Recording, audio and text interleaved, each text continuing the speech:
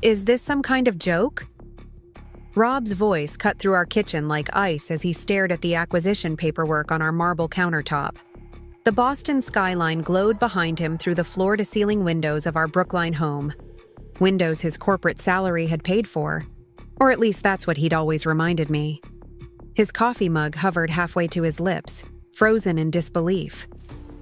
I let the moment linger, savoring the stunned expression I'd fantasized about for 3 years.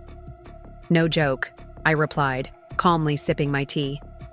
Spectrum Digital Partners has acquired Monarch Marketing Group, effective next month. The board voted unanimously. I didn't add that they'd been eager to accept my offer after watching their market share steadily erode for 6 consecutive quarters. I didn't have to. The press release I'd forwarded to his email had spelled it all out.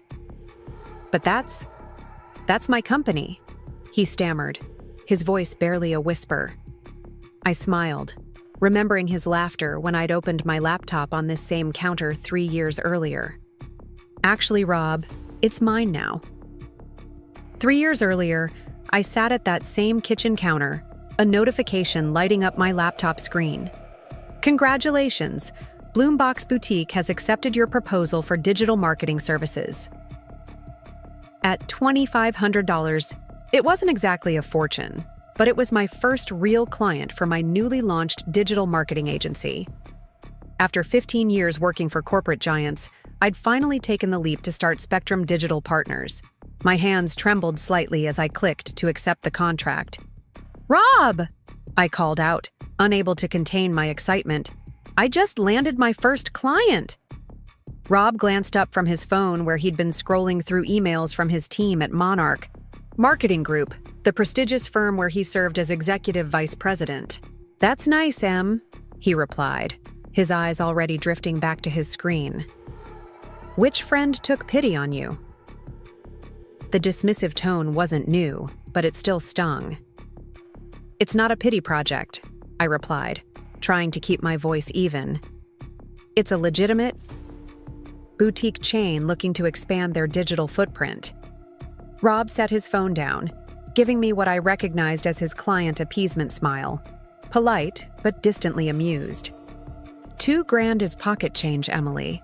We wouldn't even take a meeting for less than $50K at Monarch.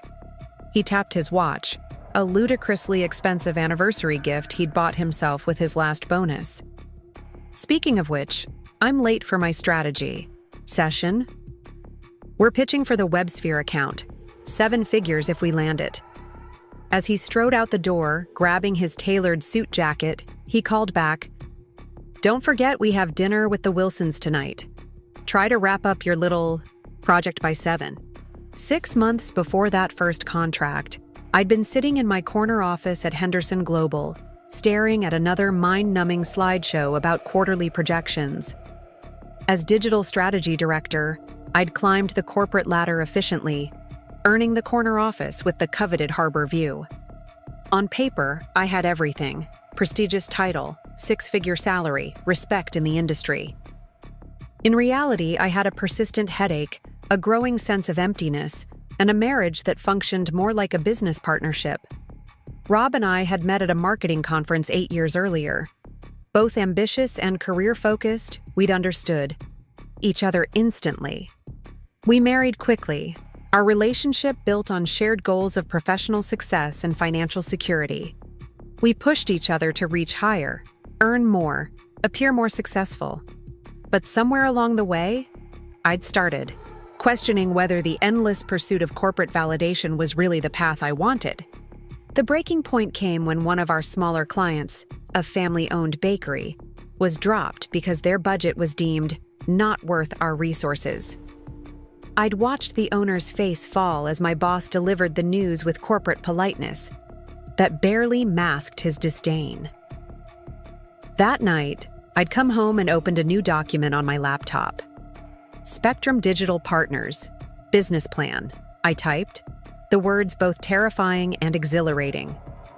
When I finally told Rob about my decision to leave Henderson Global, he'd looked at me like I'd suggested we sell our house and live in a van. "You want to throw away 15 years of career building to start from scratch? That's career suicide, Emily." Perhaps he was right, but as I packed up my corner office 2 weeks later, all I felt was relief. Emily started her own digital marketing business, Rob announced at dinner with the Wilsons, his tone conveying what he didn't say aloud, that it was a temporary diversion, a phase to be humored. Valerie Wilson raised her perfectly arched eyebrows, her expression a practiced blend of interest and skepticism. As chief financial officer at a biotech firm, she and I had once been on similar career trajectories. "Oh? How?" "Brave of you," she replied, the slight pause speaking volumes. Marcus, her husband and Rob's racquetball partner, didn't bother hiding his skepticism. "Isn't the market saturated with digital marketing freelancers? Every college kid with a laptop offers social media management these days." I took a sip of my wine, letting the comment settle before responding.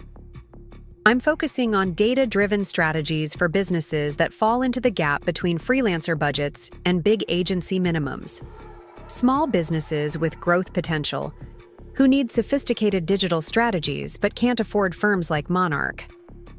I pulled out my tablet, opening to my latest analytics dashboard. My first client has seen a 43% increase in qualified leads in just 3 weeks. I could see momentary interest flicker in Valerie's eyes before Rob smoothly changed the subject. "Marcus, how's that new product launch coming along?" Under the table, I opened my email to find 3 new inquiries from Bloombox's business network. While the others discussed corporate politics and stock options, I was silently drafting response templates in my head. This was just the beginning. While Rob assumed I was playing business in our sunroom-turned office, I was meticulously building Spectrum Digital Partners, brick by digital brick. My corporate experience had taught me the value of systems, processes, and strategic planning. Each night after Rob fell asleep, I refined my business model, created detailed client onboarding procedures, and developed proprietary analytics frameworks that demonstrated clear ROI for my services. The sunroom walls soon became covered with whiteboards tracking client acquisition costs, conversion rates, and growth projections. My first client, Bloombox Boutique, became a case study in what targeted digital marketing could do for a growing business. Their owner, Diane Rodriguez, didn't just see increased web traffic. She saw actual revenue growth, with online sales increasing 78% in the first quarter of our partnership. "Whatever you're doing, it's working," she told me during our weekly call. "My regional manager wants to know if you'd consider handling our social media for all 7 locations." By month 3, Bloombox had introduced me to 2 other businesses in their network. By month 4, I had signed contracts with 5 clients and was turning a modest profit. Rob remained oblivious, assuming my little business was a hobby to keep me occupied until I came to my senses and returned to corporate life. Each morning, he left for his corner office at Monarch, dressed in his expensive suits, trailing cologne and confidence. Each day, I built something he couldn't yet see, a business that prioritized results over appearances, substance over status. My early clients didn't care that I worked from a sunroom instead of a downtown high-rise. They cared that their businesses were growing because of my strategies. 6 months into my venture, I received an email that changed everything. "We're impressed with what you've done for Bloombox and would like to discuss a potential partnership." The sender, Kevin Park, founder of Startup Boston, the city's most prestigious accelerator program for technology startups. They weren't just offering to become a client. They wanted to make Spectrum Digital Partners their official marketing partner, recommending my services to every company in their portfolio. The contract value was 6 figures, with potential for exponential growth as their startup scaled. My hands trembled as I reviewed the proposal. This wasn't just validation, it was a launchpad. That evening, I spread the contract papers across our dining table, waiting for Rob to return from work. When he finally arrived, loosening his tie with the weary resignation of another corporate day completed, I could barely contain myself. "I've been offered a major partnership," I announced, pushing the contract toward him. Rob glanced at the papers, his eyes catching on the Startup Boston logo. "Kevin Park's Accelerator?" he asked, genuine surprise in his voice. "How did you manage that?" I explained the connection through Bloombox, the proven results of my campaigns, the network that had begun to form around my work. For a moment, I saw a flicker of genuine respect in his eyes before the familiar dismissiveness returned. "It's a nice opportunity," he conceded, handing the contract back. "But these startups are volatile. 90% of them fail. It's not exactly steady business." He didn't see what I saw, not just one client, but a pipeline to dozens of growing companies. Not just current revenue, but the foundation of a network that could expand exponentially. "I'll need to rent an actual office space," I said, "and hire at least 2 people to manage the workload." Rob's eyebrows shot up. "Whoa, slow down. Let's not overcommit based on one contract. You can handle this from the sunroom for now." Preparing and narrating this story took us a lot of time, so if you are enjoying it, subscribe to our channel. It means a lot to us. Now back to the story. I signed the contract the next morning, and by afternoon had toured 3 co-working spaces in downtown Boston. 2 weeks later, I signed a lease on a small office in a converted industrial building near Boston Harbor. Exposed brick, massive windows, and an energy that hummed with possibility. The space had room for up to 6 workstations, a small conference room, and a kitchenette. It represented everything Rob thought I shouldn't do: commit, invest, expand. I hired Sophia Martinez, a brilliant digital marketing specialist who had grown frustrated with corporate restrictions at her previous firm, and Jackson Way, a data analyst whose innovative approaches to social media metrics had caught my attention at a recent tech meetup. The morning we officially moved into the space, I texted Rob a photo of our new office sign, Spectrum Digital Partners, in sleek professional lettering on frosted glass. His response came hours later. "Looks expensive. Hope you know what you're doing." He had no idea that Kevin Park had already introduced me to 3 promising startups in need of comprehensive digital marketing, or that Bloombox had renewed their contract at double the original value, or that I'd been approached by a local business publication for an interview about innovative marketing approaches for growth phase companies. When Rob arrived home that evening, he found me in the sunroom, now transformed into a home office rather than a business headquarters. "So this is serious?" he asked, leaning against the doorframe. "You're really going all in on this?" I looked up from my laptop where I was reviewing proposals for 2 potential new clients. "It's been serious all along, Rob. You just didn't notice." He shook his head slightly. "I just don't want to see you get hurt when this doesn't work out the way you hope. The business world isn't forgiving to newcomers." I smiled, thinking of the signed contracts in my portfolio. "I'm not exactly a newcomer. I'm just playing a different game now." 8 months after opening the office, Spectrum Digital Partners had outgrown our original space. What started as a team of 3 had expanded to 11, specialists in content creation, SEO, data analytics, and social media management. We'd moved to a larger office in Cambridge, taking over half a floor in a renovated warehouse with 20-foot ceilings and space for our rapidly expanding operation.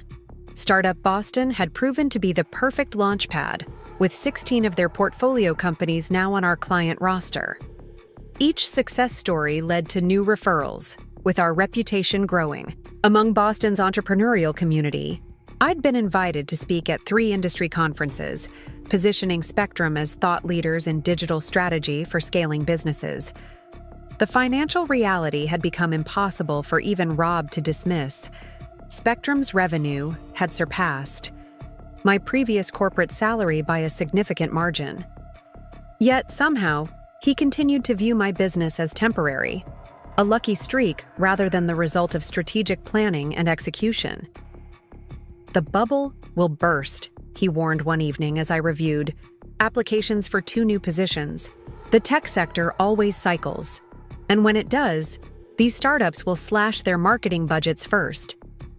What he didn't understand was that we diversified beyond tech startups. Healthcare providers, educational institutions, and sustainable product companies now made up nearly half our client base. While Rob remained narrowly focused on Monarch's traditional approach to big corporate clients, Spectrum had created a new model, agile, data-driven, and adaptable to emerging markets. The most surprising development came when Valerie Wilson, the same Valerie who had questioned my sanity at that dinner months earlier, approached me about handling digital strategy for her biotech firm's new consumer division. We interviewed 3 major agencies, she admitted over coffee, but their proposals were all safe, predictable. We need what you're doing, innovative approaches backed by real data. As she signed the contract, the largest in Spectrum's history, she added, I should have paid more attention when you first started. You were onto something before the rest of us saw it. The industry recognition came a year and a half into my journey with Spectrum. Boston Business Journal named us Marketing Innovator of the Year, with a feature spread highlighting our data-driven approach and impressive client results. The morning the issue was published, I placed a copy on the kitchen counter before Rob came downstairs. I heard his footsteps pause, then the rustle of pages turning. When I entered the kitchen, he was staring at my photograph, me standing confidently among my team in our stylish office space, the headline proclaiming, "Disrupting the digital marketing landscape." "You didn't tell me about this," he said, his voice carefully neutral. "There's a lot I don't tell you anymore," I replied simply, pouring my coffee. "You made it clear you weren't interested." For the first time, I saw something shift in Rob's expression, the beginning of a realization that he had seriously misjudged what I was building. "Your company? It's actually successful," he said, as if confirming it to himself. "Very," I confirmed. "We're projecting 7-figure revenue this quarter." He looked up sharply. 7 figures? Per quarter? I nodded, enjoying the moment of genuine shock on his face. "We've grown 340% year over year. We're actually turning down clients now to maintain quality control." Later that evening, I overheard Rob on a phone call in his home office, his voice uncharacteristically animated. "Did you see the Business Journal piece on Spectrum Digital?" "Yes, that's Emily's company." "No, it's not just a small operation anymore. They're handling digital for half the startups in Boston." The tone in his voice was new, something between pride and disbelief, with an undercurrent of something else. Something that sounded remarkably like concern. The first signs of trouble at Monarch Marketing came about 2 years into my journey. Rob began bringing work home more frequently. His forehead creased with stress as he reviewed reports late into the night. I caught glimpses of declining revenue projections and client attrition statistics. One evening, he slammed his laptop closed in frustration. "We lost the WebSphere account," he announced, reaching for the Scotch bottle. "They said our approach was too traditional, and they wanted something more innovative and data-focused." I kept my expression neutral, though I knew exactly where WebSphere had taken their business, to Digital Frontier, a firm with an approach similar to Spectrum's. "The whole industry's chasing trends," Rob continued, pouring himself a generous drink.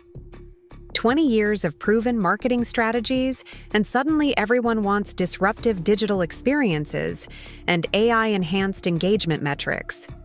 I bit my tongue, resisting the urge to point out that these weren't merely trends, but fundamental shifts in how modern consumers engaged with brands.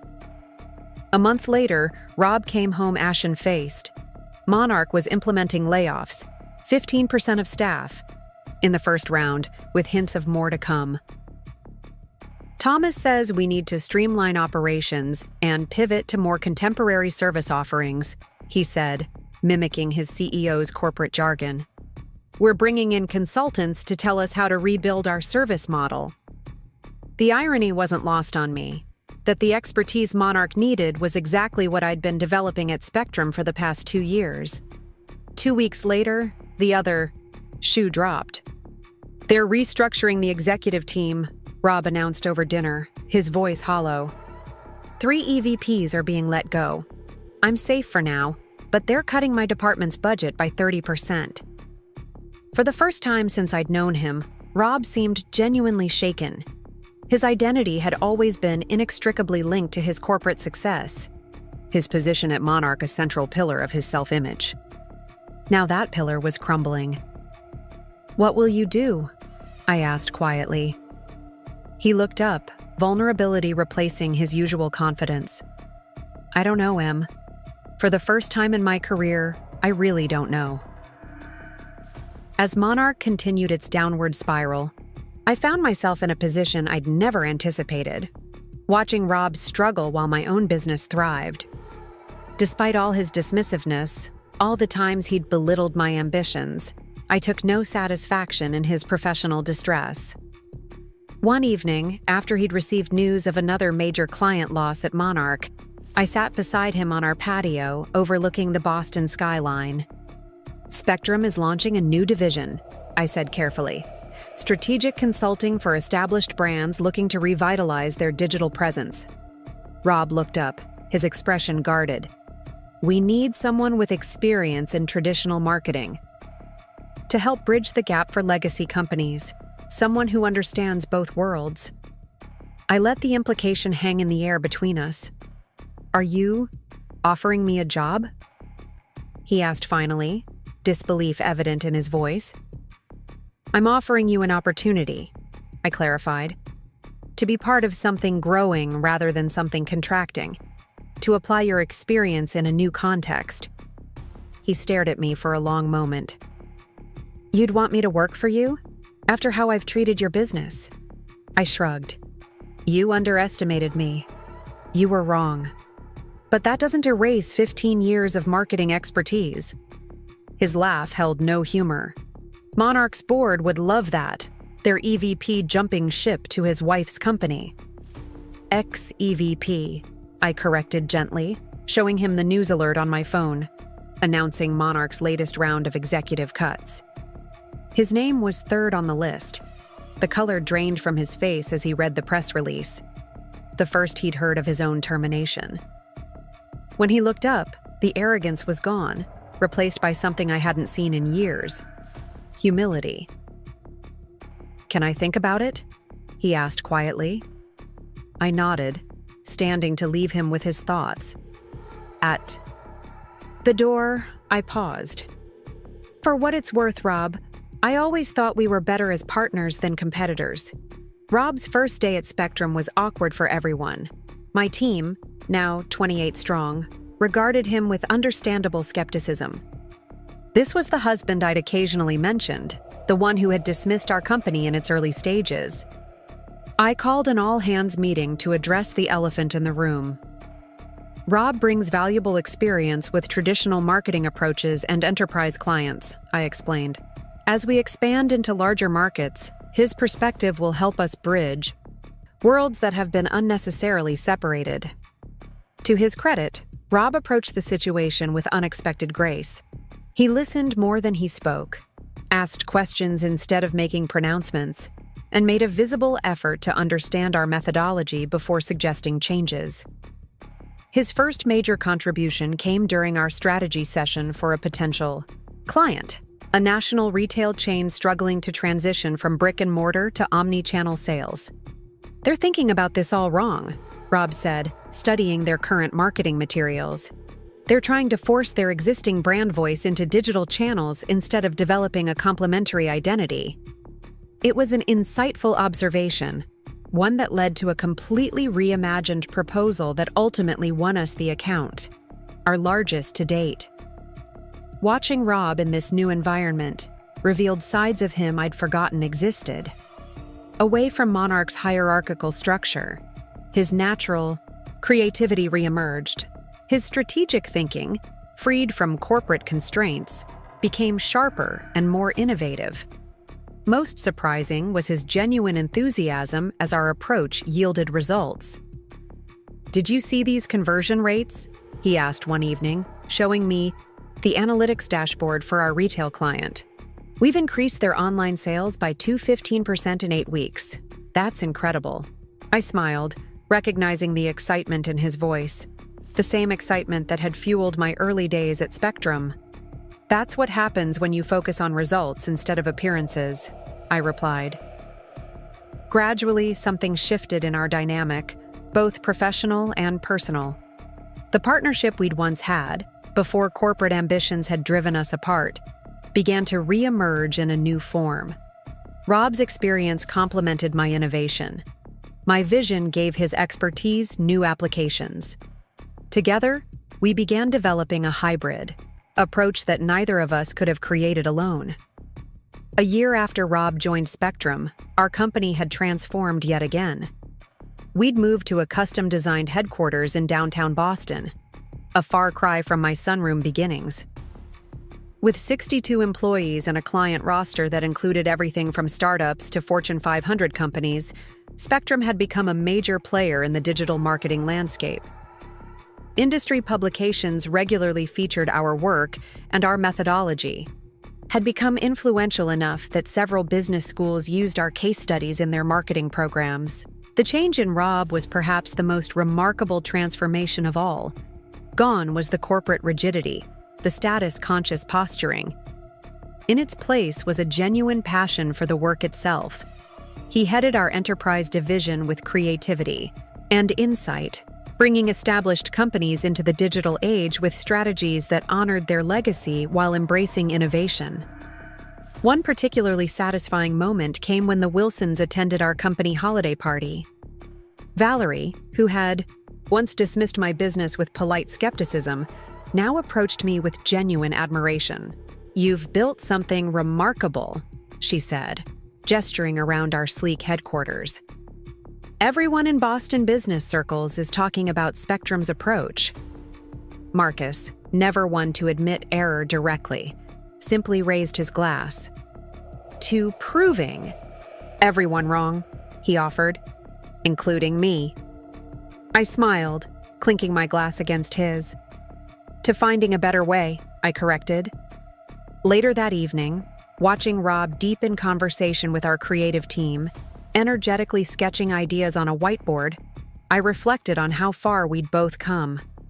He caught my eye across the room and smiled, a genuine smile free from the competitive edge that had characterized our marriage for so long. Spectrum's success had not only transformed my professional life, but had somehow healed something between us that I hadn't realized was broken. It was during a rare weekend away at a coastal bed and breakfast that Rob finally addressed what we'd both been dancing around. "I was wrong about everything," he said as we walked along the shoreline. "Not just about your business, but about what success actually means." I glanced at him, surprised by his directness. For years, I measured everything by corporate standards: title, salary, corner office. I thought I was building something meaningful at Monarch, but it was all just appearance, status. He stopped, turning to face me. "What you've built with Spectrum, it's real. It helps businesses grow. It creates actual value." I squeezed his hand, recognizing how difficult this admission was for someone who had built his identity around corporate achievement. "We're building it together now," I reminded him. He shook his head. "No, you built the foundation. You had the vision when I was too blind to see it. I'm just grateful you let me be part of it."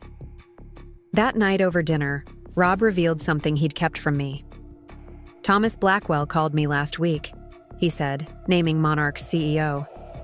"They're in serious trouble. Their client base has shrunk by 40%, and they can't seem to stop the bleeding." I nodded, having heard industry rumors about Monarch's struggles. Thomas asked if I'd consider coming back, with a promotion to Chief Marketing Officer. Felt a momentary pang of concern.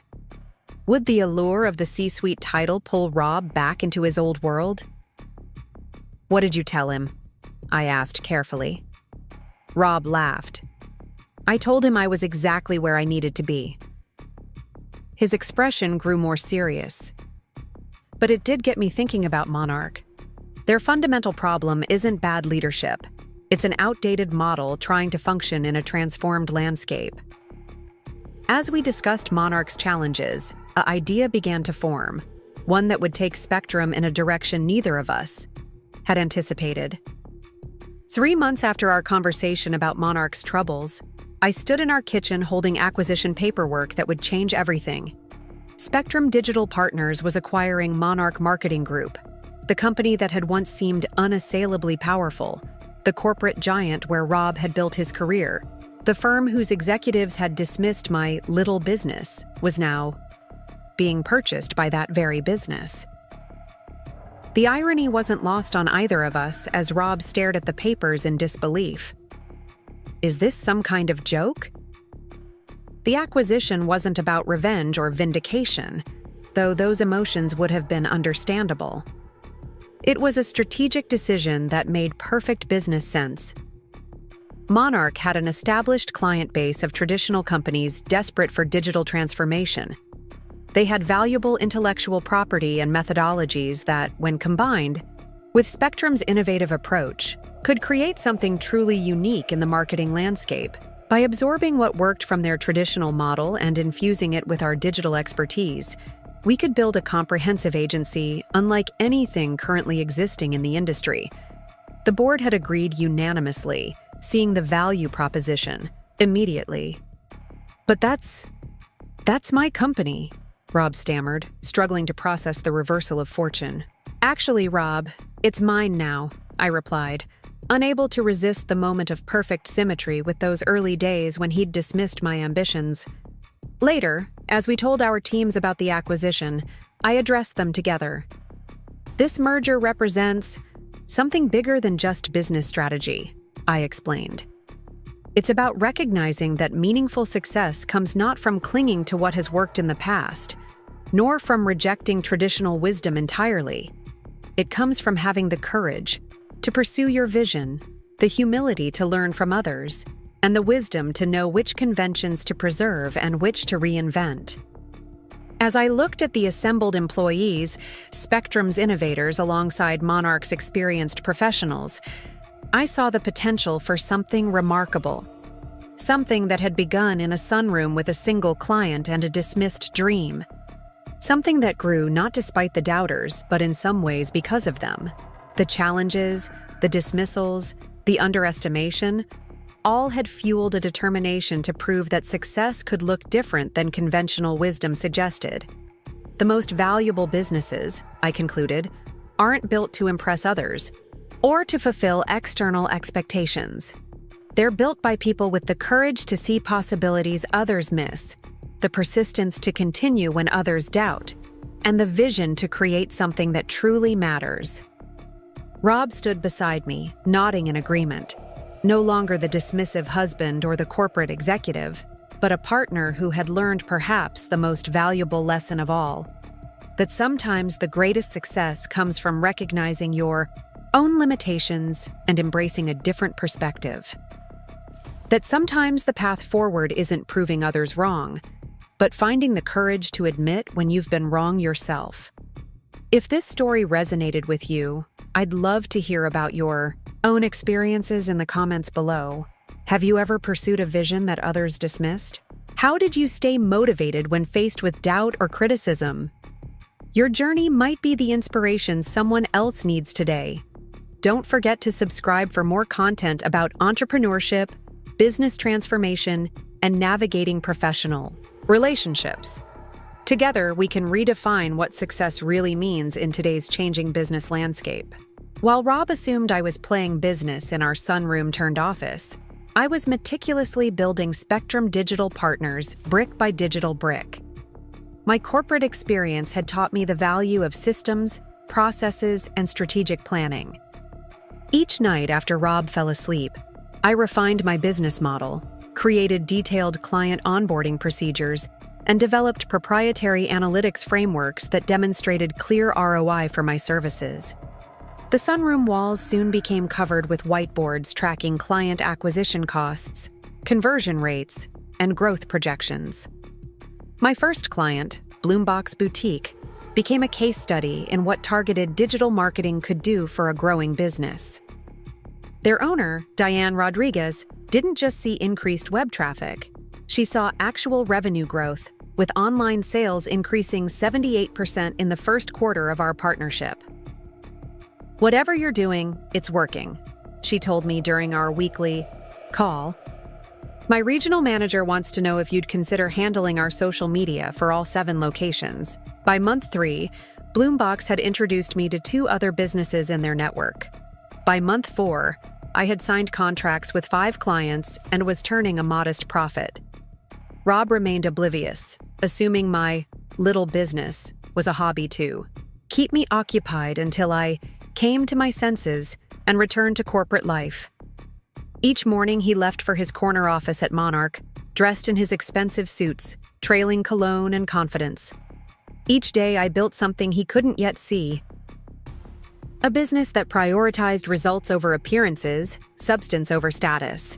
My early clients didn't care that I worked from a sunroom instead of a downtown high-rise. They cared that their businesses were growing because of my strategies. One Tuesday morning, as Rob rushed out for an early meeting with actual decision-makers, as he put it, I received an email from an artisanal coffee shop chain that had been referred by Bloombox. Their marketing manager wanted to meet that afternoon to discuss a potential contract. This would be my 6th client, a number that still felt surreal considering I'd only been operating for 4 months. I spent the morning preparing my presentation, analyzing their current digital presence, and identifying opportunities for improvement. Their website was attractive but not optimized for conversion. Their social media had good engagement, but wasn't translating to store visits. Their email marketing was practically non-existent. By noon, I had a comprehensive proposal ready that addressed each weakness with specific, measurable solutions. The meeting took place at their flagship location in Cambridge, an industrial chic space with exposed brick and the rich aroma of freshly roasted beans. I arrived early, setting up my laptop at a corner table and ordering their signature blend. The marketing manager, a millennial with bright eyes and innovative ideas, arrived precisely on time. "I've heard great things about your work with Bloombox," she began, sitting across from me. "Diane says you doubled their online conversions in 8 weeks." I smiled, pulling up the actual metrics. "Not quite doubled, but we did see a 78% increase in completed purchases and a 43% increase in qualified leads." What followed was a detailed discussion about their brand identity, target demographics, and business goals. Unlike the corporate meetings I'd grown accustomed to over 15 years, there was no posturing, no politics, just a straightforward exchange of ideas focused on actual results. By the time we'd finished our coffee, she was visibly excited. "This is exactly what we've been looking for," she said, pulling out the contract I'd prepared. "Someone who understands the numbers but doesn't lose sight of the creative elements that make our brand unique." She signed on the spot, a $3,500 monthly retainer for comprehensive digital marketing services. As I packed up my materials, she added, "Just so you know, we interviewed 2 larger agencies before you. Their proposals were double the cost, and half as specific to our needs." The validation was sweeter than any corporate promotion I'd ever received. Back in my sunroom office, I updated my client tracking board, adding Coffee Culture's logo to my growing roster. 6 clients now, all paying monthly retainers that collectively surpassed what I'd need to cover my modest business expenses and still turn a profit. I began drafting their onboarding documents, already envisioning the campaign strategy I would implement. The light was fading outside, Boston's early winter darkness settling in, when Rob returned home.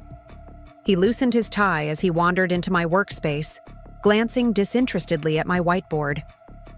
"Another coffee shop?" he asked, noticing the new logo.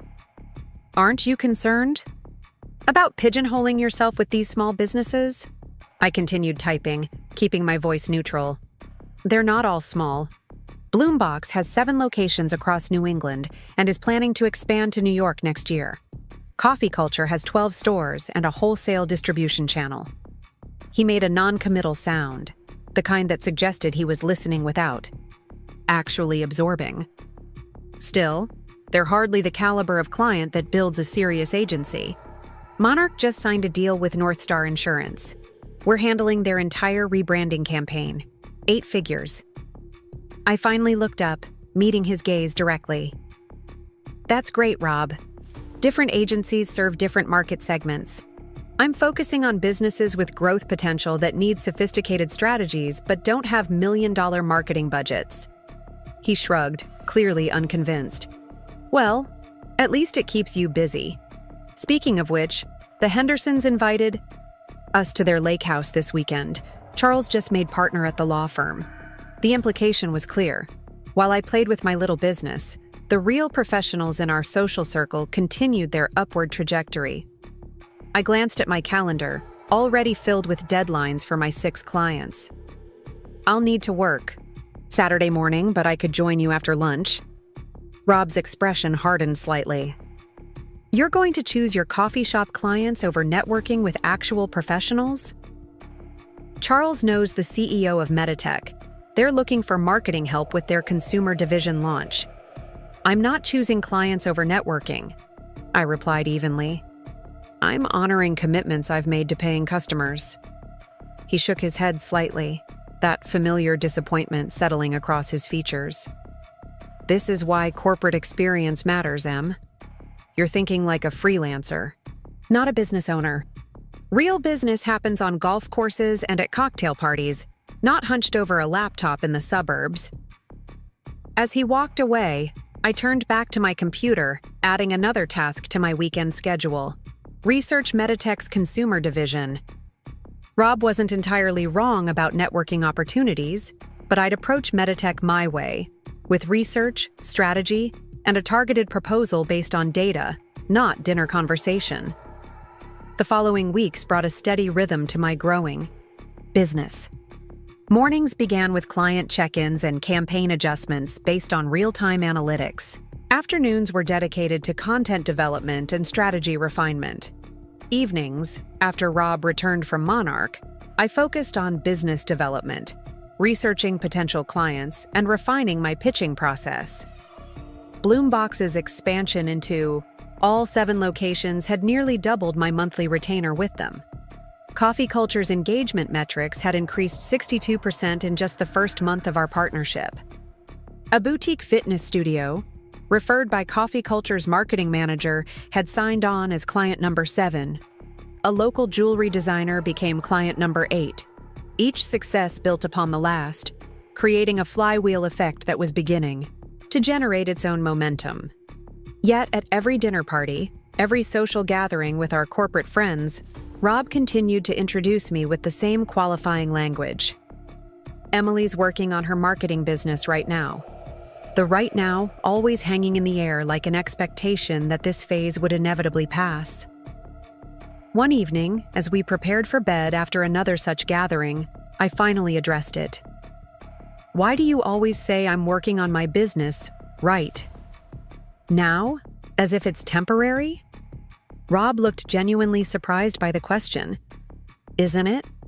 I mean, eventually you'll either scale it into a real agency or return to corporate when the right opportunity comes along. I sat on the edge of our bed, studying him. This is a real agency, Rob. I have 8 regular clients, consistent monthly revenue, and a growing portfolio of success stories. He softened his tone, adopting what I recognized as his client management voice. Emily, I know you're enjoying this entrepreneurial phase, and that's great. You're clearly good at what you do. But let's be realistic. You're operating out of our sunroom, handling everything yourself, working with businesses that barely have marketing budgets. That's not sustainable long-term. Rather than argue, I simply nodded, letting him believe he'd made his point. What he didn't know was that I'd been in discussions with a talented digital strategist I'd worked with at Henderson Global, Sophia Martinez, who was interested in joining Spectrum as our first hire, or that I'd been researching co-working spaces in downtown Boston, or that my Businesses that barely have marketing budgets were collectively paying me more each month than my corporate salary had been. Some realizations couldn't be forced through argument. They needed to be demonstrated through results. The 6th month of Spectrum's operation marked a turning point. An email arrived from Kevin Park, founder of Startup Boston, the city's most prestigious accelerator program for technology startups.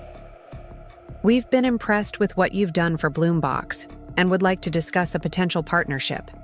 The proposal wasn't just for Spectrum to handle Startup Boston's own marketing. They wanted to make us their official marketing partner, recommending our services to every company in their portfolio. The contract value was 6 figures, with potential for exponential growth as their startup scaled. I read the email 3 times, my hands trembling slightly. This wasn't just validation, it was a launchpad. Kevin Park was a legend in Boston's entrepreneurial ecosystem. His accelerator had helped launch some of the city's most successful tech companies. His endorsement carried weight that no advertising could buy. I composed a thoughtful, professional response, scheduling a meeting for the following day. Then I allowed myself a moment of pure, unrestrained celebration, dancing around my sunroom office with a joy I hadn't felt in years of corporate advancement. This was the breakthrough that would transform Spectrum from a promising startup into a legitimate contender in Boston's digital marketing landscape. That evening, I spread the contract papers across our dining table, waiting for Rob to return from work. When he finally arrived, loosening his tie with the weary resignation of another corporate day completed, I could barely contain myself. "I've been offered a major partnership," I announced, pushing the contract toward him. "Startup Boston wants Spectrum to be their official marketing partner." Rob glanced at the papers, his eyes catching on the Startup Boston logo. "Kevin Park's accelerator?" he asked, genuine surprise in his voice. "How did you manage that?" I explained the connection through Bloombox, the proven results of my campaigns, the network that had begun to form around my work. For a moment, I saw a flicker of genuine respect in his eyes before the familiar dismissiveness returned. "It's a nice opportunity," he conceded, handing the contract back. "But these startups are volatile. 90% of them fail. It's not exactly steady business." He didn't see what I saw. Not just one client, but a pipeline to dozens of growing companies. Not just current revenue, but the foundation of a network that could expand exponentially. "I'll need to rent an actual office space," I said, "and hire at least 2 people to manage the workload." Rob's eyebrows shot up. "Whoa, slow down. Let's not overcommit based on one contract. You can handle this from the sunroom for now." I signed the contract the next morning, and by afternoon had toured 3 co-working spaces in downtown Boston. Within 2 weeks, I had signed a lease on a small office in a converted industrial building near Boston Harbor. Exposed brick, massive windows, and an energy that hummed with possibility. The space had room for up to 6 workstations, a small conference room, and a kitchenette. It represented everything Rob thought I shouldn't do: commit, invest, expand. I hired Sophia Martinez, the digital marketing specialist I'd been in discussions with, and Jackson Way, a data analyst whose innovative approaches to social media metrics had caught my attention at a recent tech meetup. The morning we officially moved into the space, I texted Rob a photo of our new office sign, Spectrum Digital Partners, in sleek, professional lettering on frosted glass. His response came hours later. "Looks expensive. Hope you know what you're doing." He had no idea that Kevin Park had already introduced me to 3 promising startups in need of comprehensive digital marketing, or that Bloombox had renewed their contract at double the original value, or that I'd been approached by a local business publication for an interview about innovative marketing approaches for growth phase companies. Setting up the office brought an unexpected joy. Choosing furniture that balanced professionalism with creativity, establishing workflows that maximized our efficiency, creating a space that reflected Spectrum's unique approach to digital marketing. Sophia and Jackson brought fresh energy and complementary skills. Sophia's creative vision paired perfectly with Jackson's analytical precision. Together, we developed a proprietary approach that combined data-driven strategy with compelling content creation, something I'd always wanted to implement at Henderson Global, but had been prevented by corporate inertia and political considerations. Our first week as a proper agency, we signed 2 more clients from Startup Boston's portfolio: a fintech company developing an innovative payment platform and a health tech startup, creating wearable technology for chronic condition management. Both contracts were substantially larger than my early clients, reflecting the more sophisticated needs of venture-backed startups. When Rob arrived home that evening, he found me in the sunroom, now transformed into a home office rather than a business headquarters. "So this is serious?" he asked, leaning against the doorframe. "You're really going all in on this?" I looked up from my laptop where I was reviewing proposals for 2 potential new clients. "It's been serious all along, Rob. You just didn't notice." He shook his head slightly. "I just don't want to see you get hurt when this doesn't work out the way you hope. The business world isn't forgiving to newcomers." I smiled, thinking of the signed contracts in my portfolio. "I'm not exactly a newcomer. I'm just playing a different game now." The transition from solo entrepreneur to agency leader brought new challenges and opportunities. Managing a team required different skills than managing clients. Cash flow became more complex with payroll and office expenses. Client expectations increased as our rates rose to reflect our expanded capabilities. But with each challenge came a deeper sense of purpose and fulfillment than I'd ever experienced in corporate life. Sophia proved to be not just a talented digital strategist, but an exceptional client manager, building relationships based on trust and results rather than traditional agency manipulations. Jackson's data analysis uncovered insights that transformed our clients' approaches to digital marketing, creating measurable ROI that justified our growing rates. 3 months after opening our office, Startup Boston referred us to another accelerator program focusing on sustainable product companies. Their director, impressed by our work with tech startups, wanted us to provide similar services to their portfolio of environmentally focused businesses. The contract would require us to hire at least 2 more team members. "We're scaling faster than I projected," I admitted to Sophia one evening as we reviewed our growth metrics. "At this rate, we'll outgrow this office space before our lease is up." She nodded, shifting colored sticky notes on our project management board. "We should consider hiring a content specialist next. Jackson and I are stretched thin on the content creation side." I made a note, already mentally revising our 6-month plan.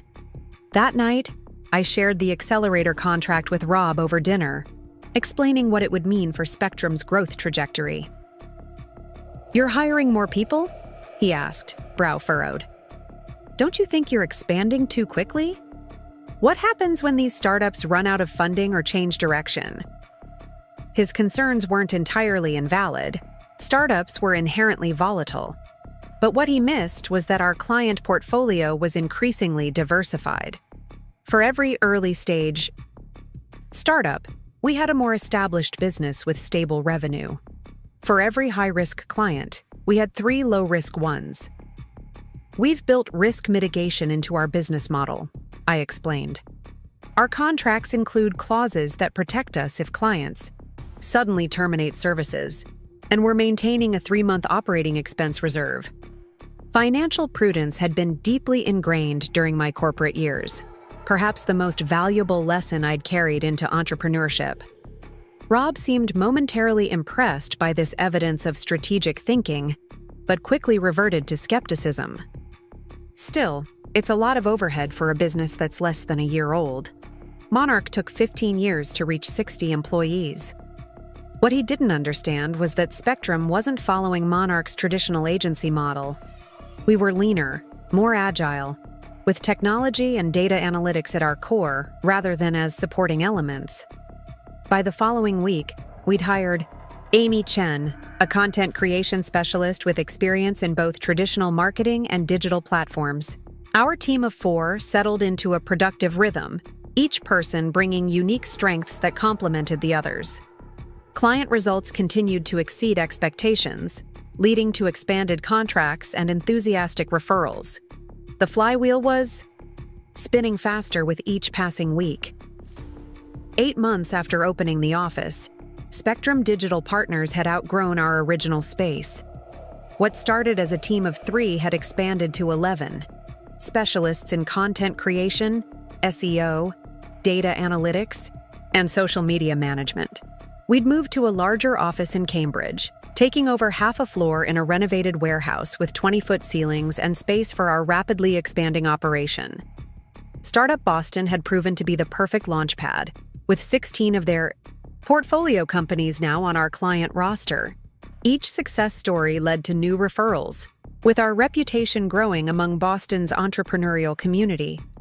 I'd been invited to speak at 3 industry conferences, positioning Spectrum as thought leaders in digital strategy for scaling businesses.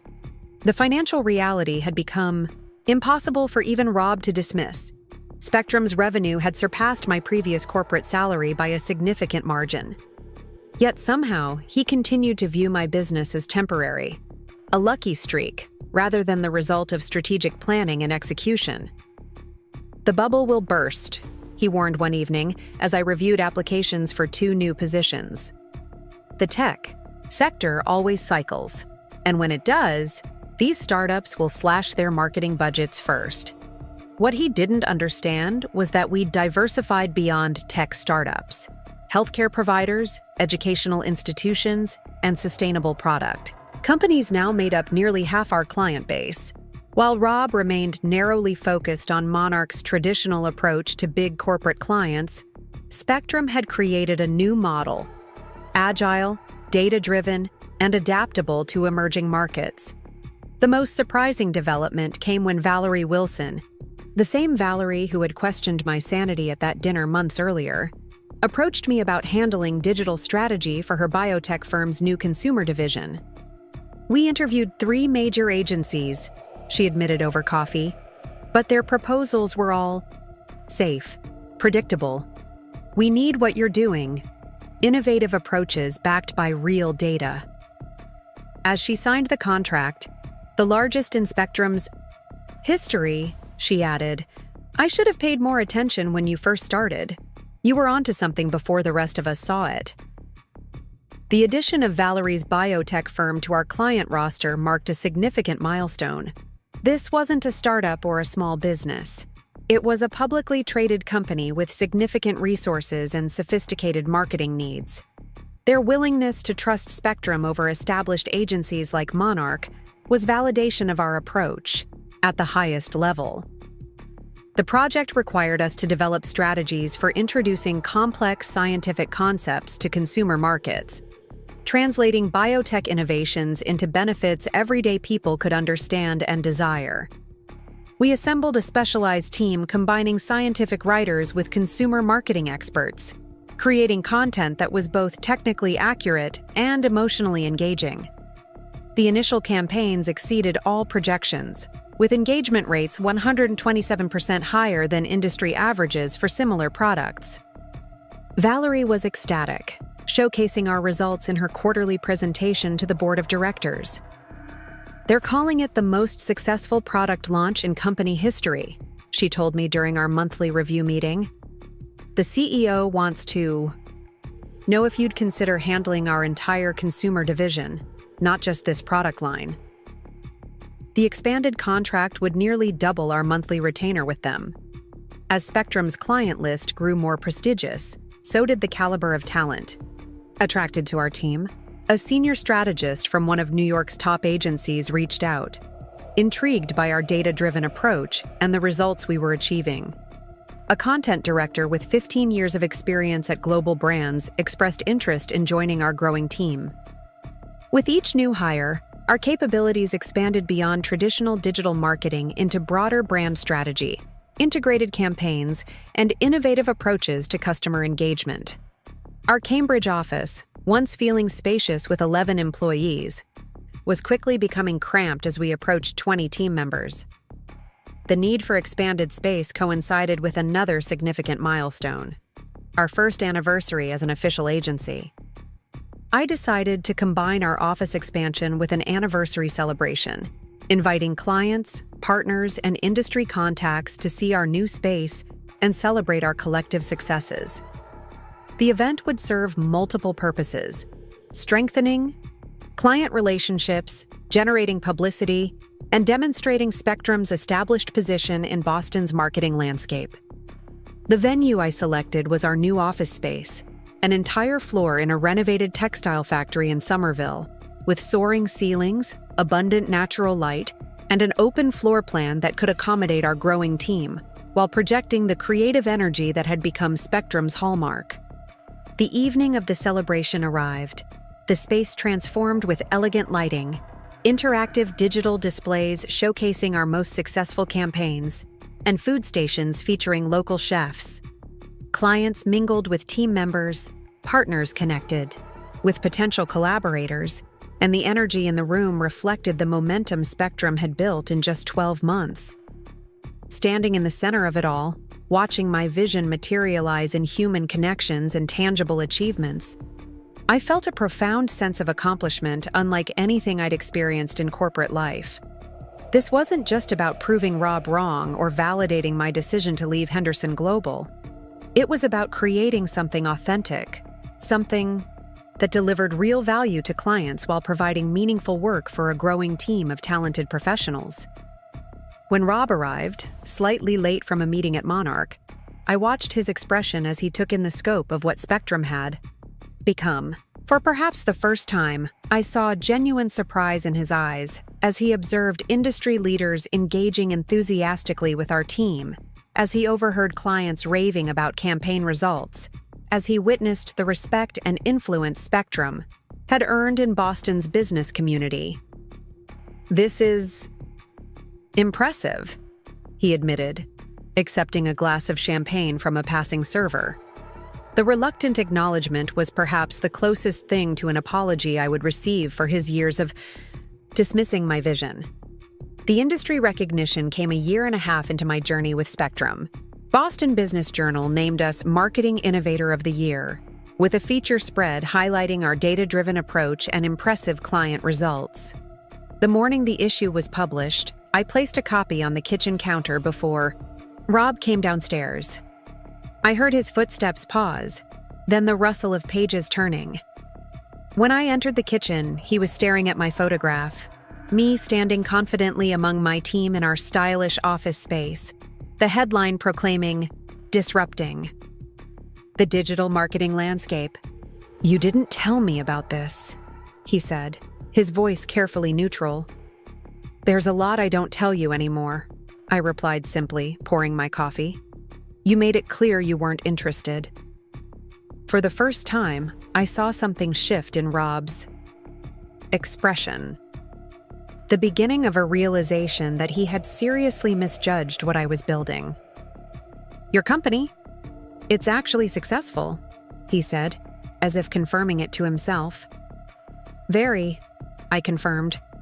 "We're projecting 7-figure revenue this quarter." He looked up sharply. 7 figures? Per quarter?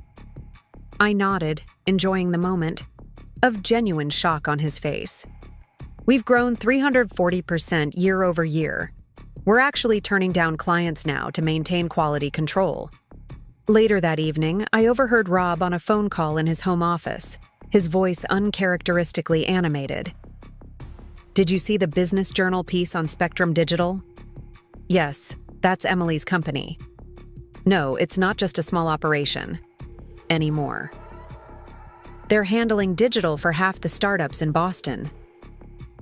The tone in his voice was new, something between pride and disbelief, with an undercurrent of something else, something that sounded remarkably like concern. The award from Boston Business Journal opened new doors for Spectrum. Industry publications requested interviews about our methodology. Business schools invited me to speak to their marketing classes. Larger clients who might have overlooked us previously now reached out to discuss potential partnerships. We hired a dedicated business development director to manage the increasing volume of inquiries and to strategically target clients that aligned with our expertise and values. Our team continued to grow, now comprising 28 professionals across strategy, creative, analytics, and client services departments. The Somerville office hummed with creative energy as collaborative projects unfolded across our open workspace. We instituted quarterly planning days when the entire team contributed to Spectrum's strategic direction, ensuring that our growth remained aligned with our core values and vision. The culture we'd created became as much a selling point as our technical capabilities. Clients frequently commented on the enthusiasm and innovative thinking they encountered when working with Spectrum compared to their experiences with traditional agencies. Rob's attitude toward my business had shifted from dismissive to cautiously respectful, though he still occasionally warned about the risks of rapid expansion and the volatility of the market we served. What he didn't realize was that while Spectrum appeared to have emerged overnight from his perspective, every aspect of our growth had been meticulously planned and executed according to the business strategy I'd begun developing in those early days in our sunroom. We weren't growing recklessly. We were scaling according to a vision that had been clear to me from the beginning, even when it had been invisible to everyone else. The differences between Spectrum's approach and Monarch's traditional model became increasingly apparent as the marketing landscape continued to evolve. While Monarch struggled to adapt to shifting client expectations around digital integration and measurable ROI, Spectrum's data-driven methodology positioned us perfectly for the industry's direction. Our clients didn't just want creative campaigns, they wanted strategies that delivered quantifiable results and adapted in real time based on performance metrics. It was a fundamental shift that many established agencies were struggling to navigate, moving from selling creative services to delivering business outcomes. By building Spectrum from the ground up with this philosophy at its core, we'd anticipated the market's evolution rather than reacting to it. The contrast between our approaches became impossible to ignore when Boston Innovation Forum named Spectrum one of Boston's companies to watch, specifically citing our revolutionary approach to marketing ROI and client-centric methodology. Monarch, despite its decades of established presence, didn't make the list. As Spectrum continued its upward trajectory, I began noticing subtle signs of trouble at Monarch. Rob brought work home more frequently, his forehead creased with stress. As he reviewed reports late into the night, I caught glimpses of declining revenue projections and client attrition statistics. One evening, he slammed his laptop closed in frustration. "We lost the WebSphere account," he announced, reaching for the scotch bottle. "They said our approach was too traditional, and they wanted something more innovative and data-focused." I kept my expression neutral, though I knew exactly where WebSphere had taken their business, to Digital Frontier, a firm with an approach similar to Spectrum's. "The whole industry's chasing trends," Rob continued, pouring himself a generous drink. 20 years of proven marketing strategies, and suddenly everyone wants disruptive digital experiences and AI-enhanced engagement metrics. I bit my tongue, resisting the urge to point out that these weren't merely trends, but fundamental shifts in how modern consumers engaged with brands. A month later, Rob came home ashen-faced. Monarch was implementing layoffs, 15% of staff in the first round, with hints of more to come. "Thomas says we need to streamline operations and pivot to more contemporary service offerings," he said, mimicking his CEO's corporate jargon. "We're bringing in consultants to tell us how to rebuild our service model." The irony wasn't lost on me that the expertise Monarch needed was exactly what I'd been developing at Spectrum for the past 2 years. 2 weeks later, the other shoe dropped. "They're restructuring the executive team," Rob announced over dinner, his voice hollow. 3 EVPs are being let go. I'm safe for now, but they're cutting my department's budget by 30%. For the first time since I'd known him, Rob seemed genuinely shaken. His identity had always been inextricably linked to his corporate success. his position at Monarch a central pillar of his self-image. Now that pillar was crumbling. "What will you do?" I asked quietly. He looked up, vulnerability replacing his usual confidence. "I don't know, Em. For the first time in my career, I really don't know." The situation at Monarch continued to deteriorate over the following weeks. 2 major clients announced they were putting their accounts up for review, a polite industry, term for shopping around for new agencies. Rumors circulated about potential mergers or acquisitions as Monarch's market position weakened. Rob began networking more aggressively, reaching out to contacts throughout the industry, hedging against the possibility of further cuts. The stress manifested physically. He slept poorly, developed tension headaches, lost his appetite. One evening, as we sat on our patio watching the sunset over the Boston skyline, he finally acknowledged the truth neither of us had explicitly stated. "The industry is changing," he said, swirling the ice in his drink. "Monarch isn't keeping up." I nodded, letting him continue without interruption. "We built our reputation on big, beautiful campaigns for major brands, full-page magazine ads, television commercials, billboards in Times Square. But clients don't just want beautiful anymore. They want measurable. They want to know exactly what return they're getting for every dollar spent." It was the fundamental shift I'd identified years earlier. The reason I'd built Spectrum around data and analytics rather than traditional creative services. "The consultants are recommending a complete restructuring," he continued. "Streamlining creative departments, expanding digital capabilities, implementing performance-based compensation models." He laughed without humor. "Basically, they want us to become what you've already built at Spectrum." The admission hung in the air between us, an acknowledgement that my vision, once dismissed as naive, had been prescient. Monarch was now struggling to adapt to a reality Spectrum had been designed to thrive within from its inception. As Monarch continued its downward spiral, I found myself in a position I'd never anticipated, watching Rob struggle while my own business thrived. Despite all his dismissiveness, all the times he'd belittled my ambitions, I took no satisfaction in his professional distress. One evening, after he'd received news of another major client loss at Monarch, I sat beside him on our patio overlooking the Boston skyline. "Spectrum is launching a new division," I said carefully. "Strategic consulting for established brands looking to revitalize their digital presence." Rob looked up, his expression guarded. "We need someone with experience in traditional marketing to help bridge the gap for legacy companies, someone who understands both worlds." I let the implication hang in the air between us. "Are you offering me a job?" he asked finally, disbelief evident in his voice.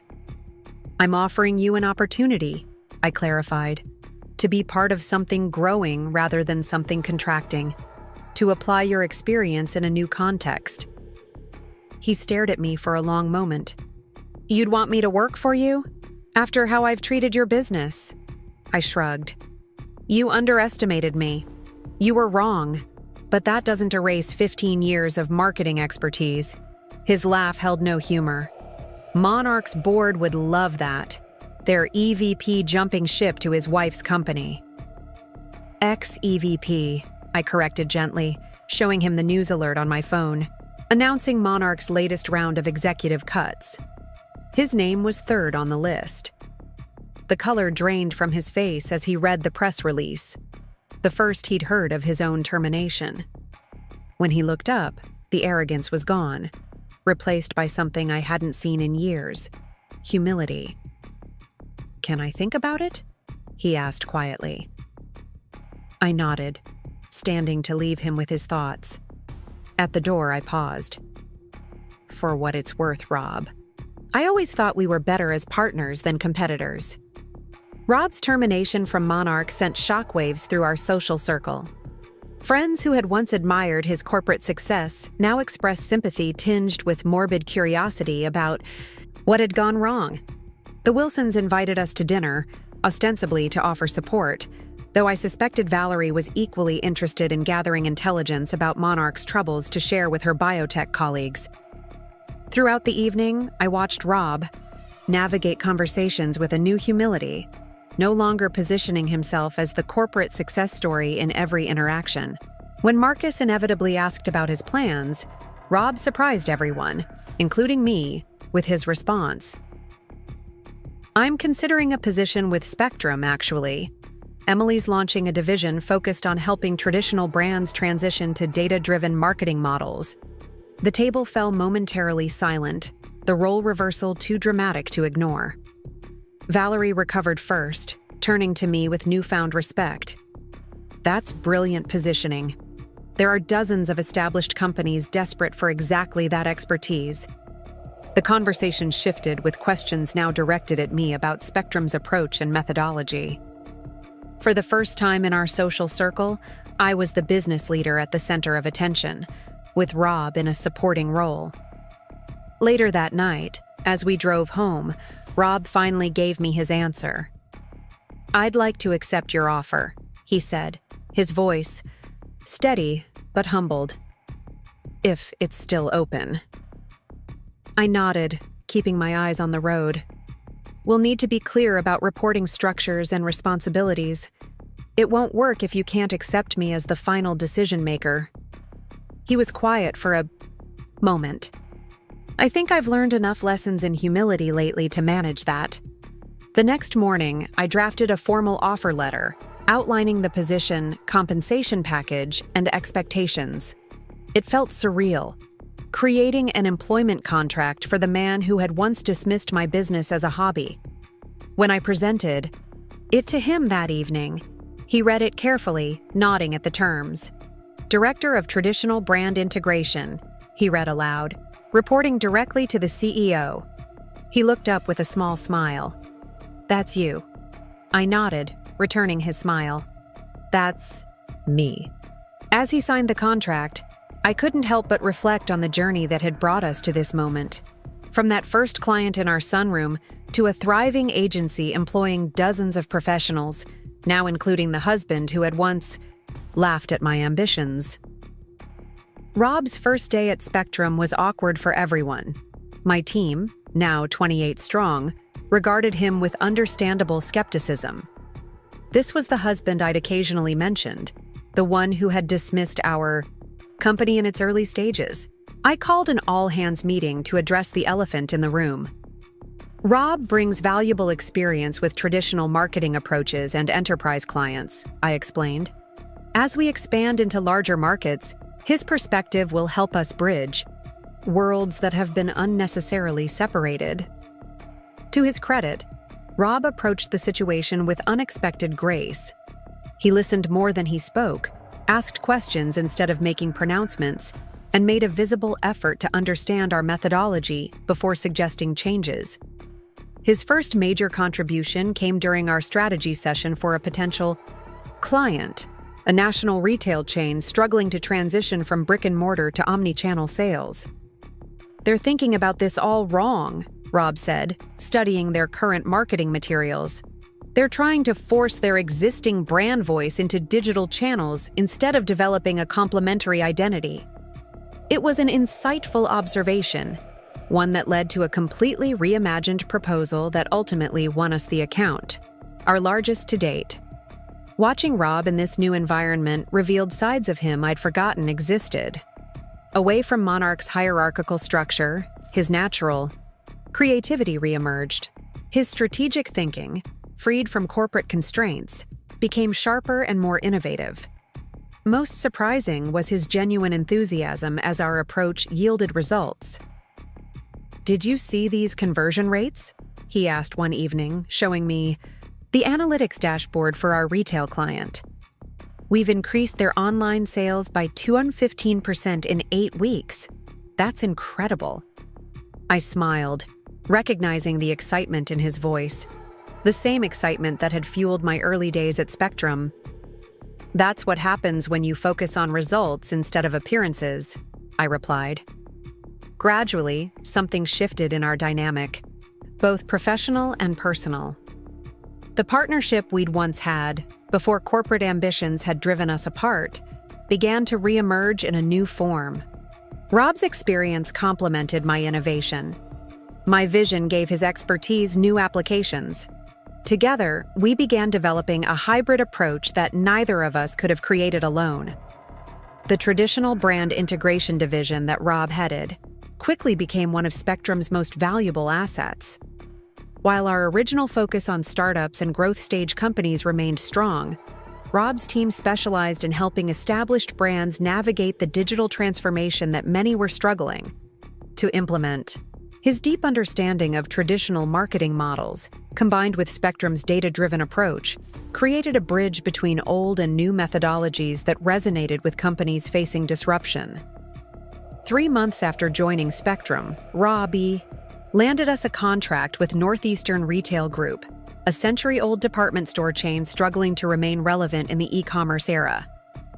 "They've tried everything," he explained during our strategy session. "Website redesigns, social media campaigns, email marketing. But they're approaching digital as a separate channel rather than an integrated experience." Under Rob's guidance, we developed a comprehensive transformation strategy that didn't just add digital elements to their marketing mix, but reimagined their entire customer journey. The results exceeded even our optimistic projections. Online sales increased 178% within the first quarter. Store visits driven by digital touchpoints rose 42%. And perhaps most importantly, the average age of their customer base began to shift downward as younger consumers discovered the brand through digital channels. The success caught the attention of similar businesses facing identical challenges. Within 6 months, Rob's division was handling transformation strategies for luxury retailers, regional restaurant chains, and manufacturing companies. All established brands struggling to evolve in a rapidly changing marketplace. Watching Rob present our results to these traditional companies, I saw a different side of him emerge, one that combined his polished corporate delivery with a genuine enthusiasm for innovation that had been suppressed at Monarch. "The traditional marketing foundations are still valid," he explained to a group of executives from a furniture manufacturing company. "We're not replacing them. We're building upon them, adding layers of data intelligence and digital engagement that enhance, rather than eliminate what's worked for decades." His approach resonated with executives who had been resistant to digital transformation, seeing it as a threat rather than an opportunity. Rob spoke their language while gently guiding them toward new possibilities. This bridge-building capacity quickly became Spectrum's competitive advantage in pursuing larger, more established clients, exactly the market segment Monarch had once dominated. The personal transformation in Rob was equally remarkable. The dismissive husband who had once patronized my little hobby had been replaced by a partner who genuinely respected my business acumen and leadership. At home, our conversations shifted, from his corporate achievements to collaborative discussions about Spectrum's strategy and growth opportunities. "I was thinking about our approach to analytics reporting," he said one evening as we prepared dinner together. "What if we created a more visual dashboard for the traditional clients? Something that translates our data into formats that resonate with executives who aren't digitally native." It was a thoughtful suggestion, one that acknowledged both his target market's needs and the value of our core methodology. This new dynamic extended beyond our home as well. At industry events, Rob proudly introduced me as the CEO of Spectrum Digital, without the qualifying language he'd once used. In meetings with potential clients, he deferred to my expertise in digital strategy while confidently leading discussions on brand evolution and market positioning. The partnership that had once existed in our marriage, before corporate hierarchies and professional competition had created an imbalance, was re-emerging in a healthier form, built on mutual respect rather than shared ambition. 6 months into this new arrangement, Spectrum's revenue had increased by 67%, with Rob's traditional brand integration division accounting for nearly half of that growth. Our team had expanded to 42 employees, with specialized departments for analytics, content creation, social engagement, and now traditional brand evolution. The Somerville office, once feeling spacious, was quickly becoming inadequate for our growing operation. One afternoon, I found Rob studying floor plans for commercial real estate listings. "I think we need to consider a more significant expansion," he said, showing me a converted warehouse space in Cambridge with twice our current square footage. "At our current growth rate, we'll be at 60 employees by year-end."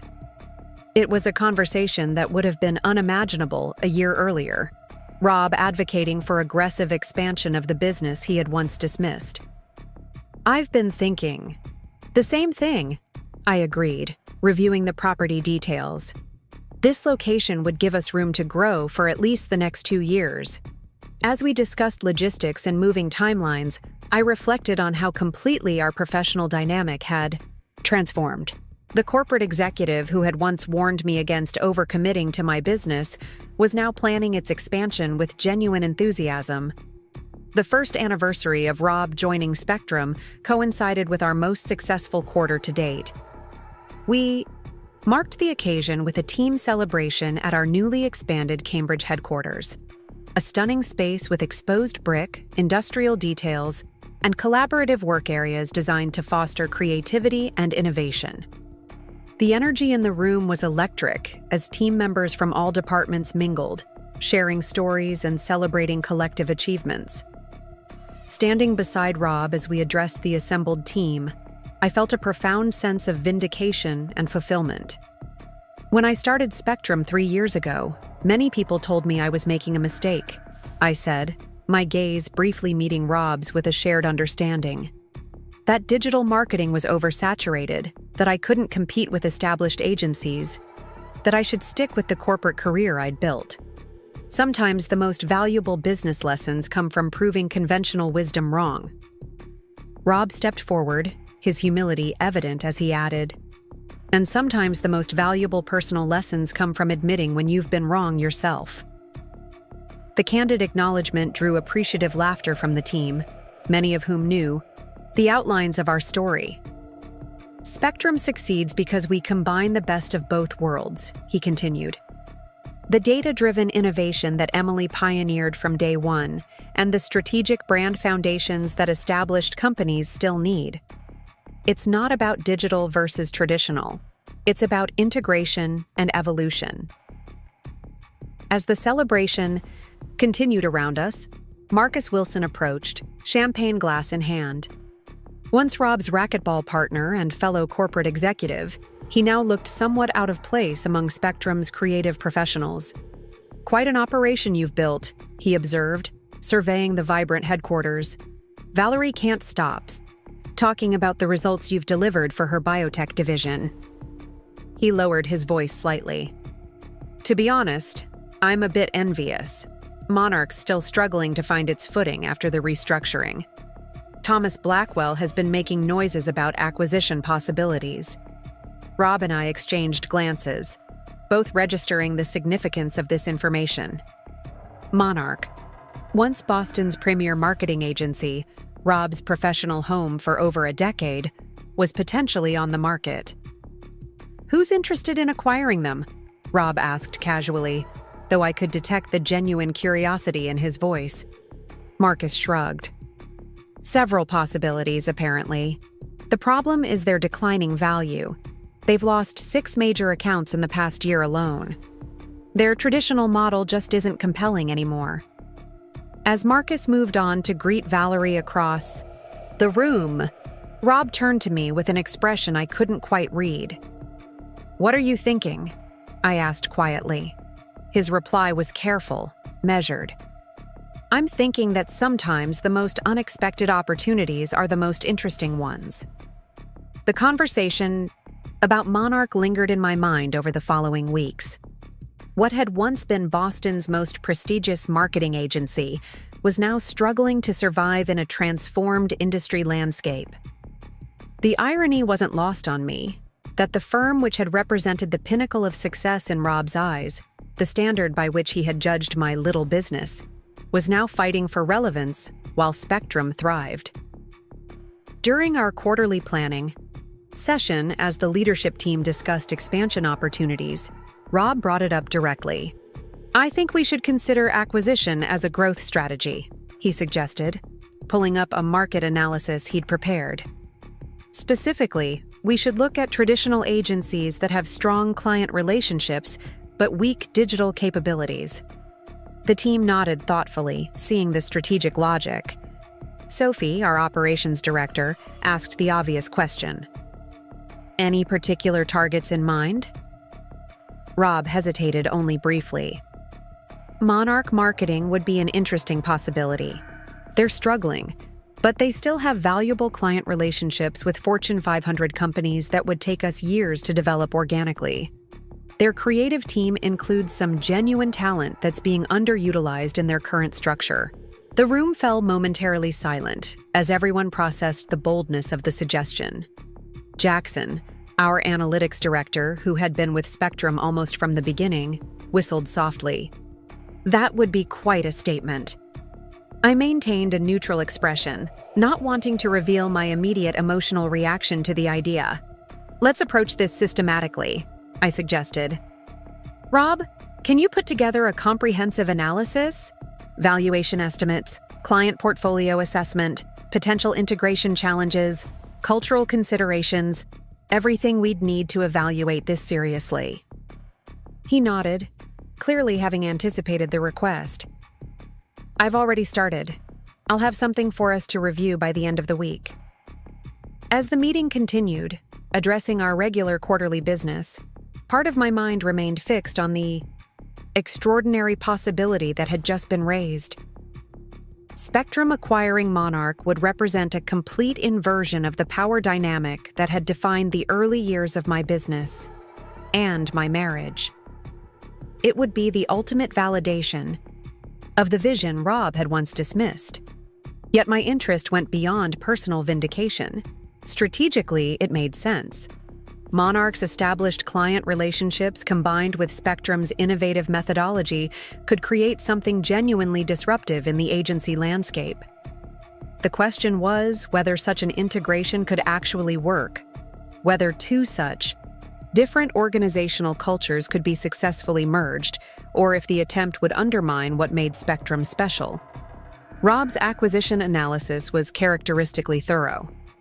3 days later, he presented a detailed report to Spectrum's leadership team, outlining Monarch's financial position, client portfolio, staff capabilities, and potential synergies with our operation.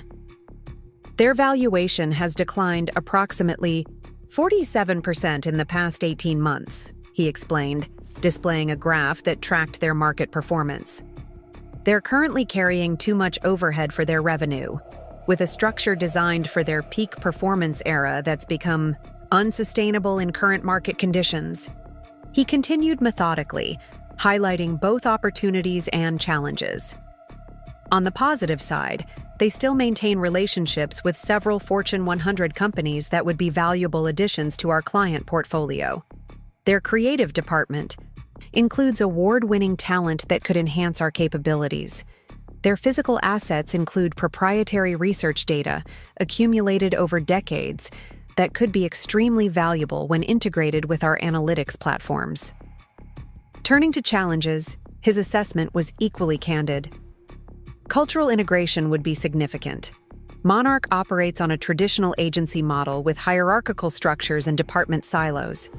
Many senior staff have been there for decades and would likely resist our more collaborative approach. Their compensation structure is also radically different from ours, with less emphasis on performance metrics. Throughout the presentation, I observed the team's reactions. Sophia and Jackson, who had been with me since the early days, seemed intrigued but cautious. Amy, our content director, was clearly excited by the creative talent acquisition possibilities. Kevin, who headed our financial operations, was focused on the valuation figures and integration costs. When Rob concluded, I opened the discussion to the leadership team. Initial thoughts? Questions? Concerns? The conversation that followed was robust and thoughtful, examining the proposition from multiple angles. Kevin raised questions about financing such an acquisition. Sophia expressed concerns about maintaining Spectrum's distinctive culture. Jackson saw enormous potential in combining Monarch's traditional research methodologies with our data-driven approach. After nearly an hour of discussion, I thanked the team and suggested we take time to consider the proposal individually before reconvening. As the room cleared, Rob remained behind, gathering his presentation materials. "That went better than I expected," he admitted. "I thought there would be more resistance to the idea." I studied him thoughtfully. "You've really thought this through, haven't you?" He nodded, his expression serious. "I know Monarch inside and out, its strengths, its weaknesses, its potential. And I've come to understand Spectrum's capabilities in a way I never could have from the outside." He hesitated before adding, "There's something poetic about it, I suppose. But that's not why I'm suggesting it. I genuinely believe it could be transformative for both companies." The following weeks were consumed with due diligence as we explored the Monarch acquisition possibility in earnest. We engaged a specialized M&A firm to conduct a formal valuation and retained legal counsel experienced in agency acquisitions. Rob leveraged his industry contacts to gather intelligence on Monarch's current situation without revealing our interest. What emerged was a picture of an agency in more serious trouble than we had initially realized. Beyond the visible client losses and layoffs, Monarch was facing a crisis of confidence internally. Thomas Blackwell, once a visionary leader in traditional marketing, seemed unable to chart a path forward in the digital landscape. Senior executives were departing for competitors or starting their own consultancies. Even long-standing clients were beginning to issue RFPs for services that had once been automatically assigned to Monarch. The situation created both opportunity and risk for Spectrum. On one hand, Monarch's weakened position could make acquisition more affordable. On the other, waiting too long might result in the loss of the very assets that made acquisition attractive: key talent and client relationships. After 4 weeks of intensive analysis, we reconvened the leadership team to make a decision. "The numbers support moving forward," Kevin reported, sharing the financial projections. "At the current valuation, we could finance the acquisition through a combination of our cash reserves and reasonable debt financing that our revenue projections would easily support." Sophia had conducted confidential interviews with several former Monarch employees who had recently departed. "There's significant talent that would welcome a new direction," she confirmed, "particularly in the mid-level creative and account management teams. The resistance would likely come from the most senior executives who are deeply invested in the traditional agency model." Jackson had analyzed the potential synergies between Monarch's research methodologies and Spectrum's data analytics platforms. "There's genuine innovation potential here," he concluded. "Their longitudinal brand studies combined with our real-time analytics could create insights that neither approach could generate independently." As the discussion continued, it became increasingly clear that the leadership team was coalescing around a positive recommendation. Finally, all eyes turned to me for the final decision. I took a moment to consider everything we'd learned. The acquisition would be a bold move, transforming Spectrum from a successful boutique agency into a major industry player overnight. It would bring challenges in integration, financing, and management complexity. But it would also create opportunities that might otherwise take years to develop organically. Moreover, it represented the final validation of the vision I'd pursued from that first day in our sunroom, that the future of marketing lay in a data-driven, results-focused approach rather than the traditional model Monarch epitomized. "Let's proceed," I decided. "Kevin, prepare a formal offer package. Rob, develop an integration strategy focusing particularly on client retention during transition. Sophia, create a communication plan for both internal and external stakeholders. Jackson, begin planning how we'll merge their research data with our analytics platforms. As the team dispersed to execute their assignments, Rob remained behind. "Are you sure about this?" he asked quietly. "It's a big step." I smiled, recognizing the role reversal from our early conversations about Spectrum's growth. "I'm sure. Sometimes the biggest opportunities require the boldest moves." The acquisition process moved more quickly than we anticipated. Monarch's financial situation had deteriorated further, making Thomas Blackwell and his board receptive to a reasonable offer. Rob's inside knowledge of the company proved invaluable during negotiations, allowing us to structure an offer that addressed Monarch's immediate needs while protecting Spectrum's interests. 6 weeks after our initial decision to proceed, we sat in the conference room of our legal counsel's downtown Boston office, reviewing the final acquisition documents. The terms were favorable beyond our initial projections.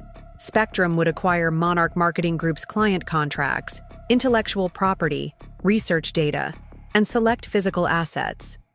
We would retain approximately 60% of their current staff, primarily from creative, account management, and research departments. The acquisition would be financed through a combination of cash reserves and a 5-year loan, with terms that our financial projections indicated we could comfortably service. Most significantly, the Monarch brand would be retired, with all operations continuing under the Spectrum Digital Partners name. This last point had been particularly important to me, a symbolic acknowledgement that this wasn't a merger of equals, but the absorption of a traditional model into our innovative approach.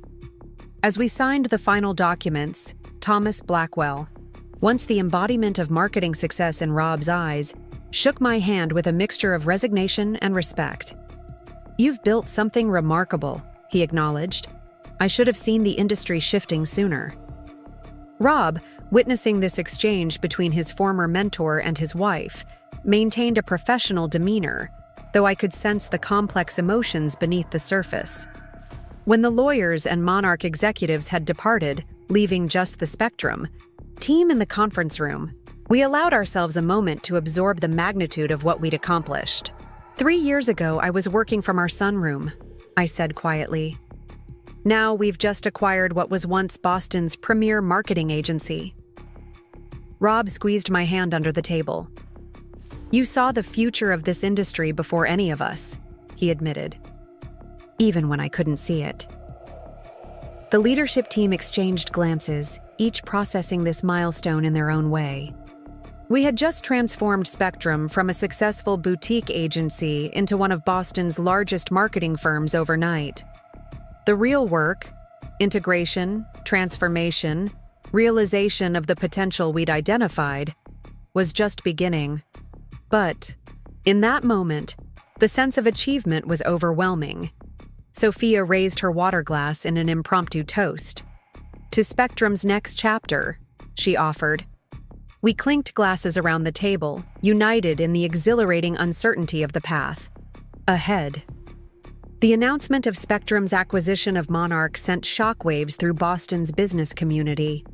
Industry publications ran headlines like "Digital Upstart Acquires Traditional Giant" and "The New Order, Spectrum's Acquisition Signals Industry Transformation." Our phones rang constantly with calls from clients, partners, competitors, and journalists seeking to understand the implications of this unexpected development. For many, the acquisition symbolized the definitive shift from traditional marketing approaches to data-driven methodologies, the very transformation I had anticipated when founding Spectrum 3 years earlier. The day after the announcement, we held an all-hands meeting with both Spectrum's existing team and the Monarch employees who would be joining us. The cultural differences were immediately apparent. Spectrum's team in casual attire, energetic and collaborative. Monarch staff in business formal, reserved and hierarchical. Standing before this merged group in our Cambridge headquarters, I addressed the elephant in the room directly. This acquisition isn't about one company absorbing another. It's about creating something new by combining complementary strengths. Monarch brings decades of brand strategy experience, creative excellence, and established client relationships. Spectrum brings data-driven methodology, digital innovation, and agile processes. Together, we have the opportunity to define the future of our industry. Rob followed, speaking directly to his former Monarch colleagues. I understand the uncertainty you're feeling. I felt it myself when I joined Spectrum a year ago. But what I discovered was a fundamentally different approach to our craft, one that prioritizes measurable results over industry conventions, collaboration over hierarchy, and innovation over tradition. He gestured toward me. Emily built Spectrum around a vision of what marketing could become, rather than what it had always been. That vision has been proven right, time and again. Now we have the chance to scale it in ways that weren't possible before. The integration plan we unveiled was comprehensive, addressing everything from organizational structure and reporting relationships to compensation models and technology platforms. We announced new combined teams that deliberately mixed Spectrum and Monarch staff, pairing digital specialists with traditional marketing experts to create integrated capabilities. We introduced mentorship programs to facilitate knowledge transfer in both directions. And we outlined a clear timeline for consolidating operations in our expanded Cambridge headquarters, moving away from Monarch's downtown high-rise offices that symbolized the traditional agency model. As the presentation concluded and the teams began to mingle cautiously, Thomas Blackwell approached me. "You've thought this through more thoroughly than any acquisition I've witnessed," he observed. "Most acquiring companies simply impose their will without this level of integration planning." I nodded, acknowledging the compliment. "That approach might work when you're acquiring similar companies, but we're bringing together two fundamentally different cultures and methodologies. The integration is where the real value will be created or destroyed." He studied me with newfound respect. "I underestimated you. Many of us did." His gaze shifted to Rob, who was engaged in conversation with a group of former Monarch colleagues, including your husband, I suspect. I followed his gaze, watching Rob enthusiastically explaining Spectrum's analytics dashboard to his former team members. "Rob found his way eventually," I replied. "Sometimes the hardest thing is recognizing when the world has changed around you." The integration of Monarch into Spectrum proceeded more smoothly than we had anticipated in some areas, and encountered greater challenges in others. As expected, the most resistance came from Monarch's most senior executives, several of whom opted to leave rather than adapt to Spectrum's more collaborative, data-driven approach. Their departures, while potentially disruptive to client relationships, ultimately accelerated the cultural transformation we were seeking. More surprising was the enthusiasm with which many mid-level Monarch employees embraced the change. Creative directors who had felt constrained by traditional campaign structures found new freedom in Spectrum's results-focused methodology. Account managers who had struggled to demonstrate ROI to increasingly skeptical clients were energized by our analytics platforms. Researchers whose insights had often been relegated to appendices in traditional presentations discovered their data taking center stage in our strategy development. The most significant challenge emerged in client retention. Several of Monarch's largest clients, accustomed to working with specific executives who had now departed, expressed concern about the transition. Rob led our retention strategy, personally, meeting with key decision-makers to explain how the acquisition would enhance rather than disrupt their service. "We're not replacing what worked," he assured the CMO of a major financial services company that had been with Monarch for over a decade. "We're augmenting it with capabilities that address the challenges you've been facing in digital channels." His approach, acknowledging the value of Monarch's traditional expertise while demonstrating the additional benefits of Spectrum's methodology, resonated with most clients. By the end of the first quarter post-acquisition, we had retained 87% of Monarch's significant client relationships, exceeding our target of 75%. The physical integration of our operations proceeded in parallel with the organizational changes.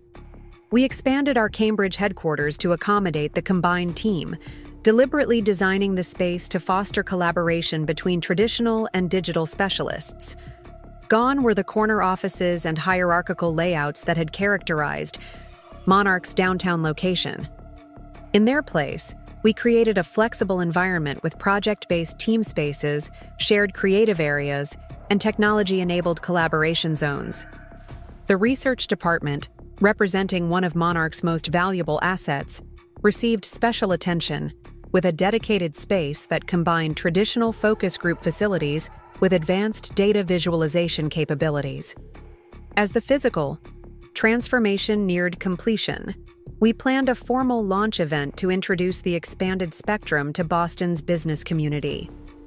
The event would serve multiple purposes, demonstrating the successful integration to clients and prospects, reinforcing our combined value proposition, and symbolically marking the beginning of a new chapter in our company's evolution. Planning. This event, I couldn't help reflecting on how far we had come from that first small gathering in our initial office space, when Spectrum was still proving its concept to skeptical observers. The launch event for the expanded Spectrum exceeded our most optimistic expectations. Held in our transformed Cambridge headquarters, it attracted clients, prospects, industry leaders, and media representatives eager to witness the results of this unexpected acquisition. The space itself told part of our story. Modern, collaborative, technology-enabled, yet with thoughtful elements honoring Monarch's legacy, including a gallery of their most iconic campaigns, reimagined through Spectrum's digital lens.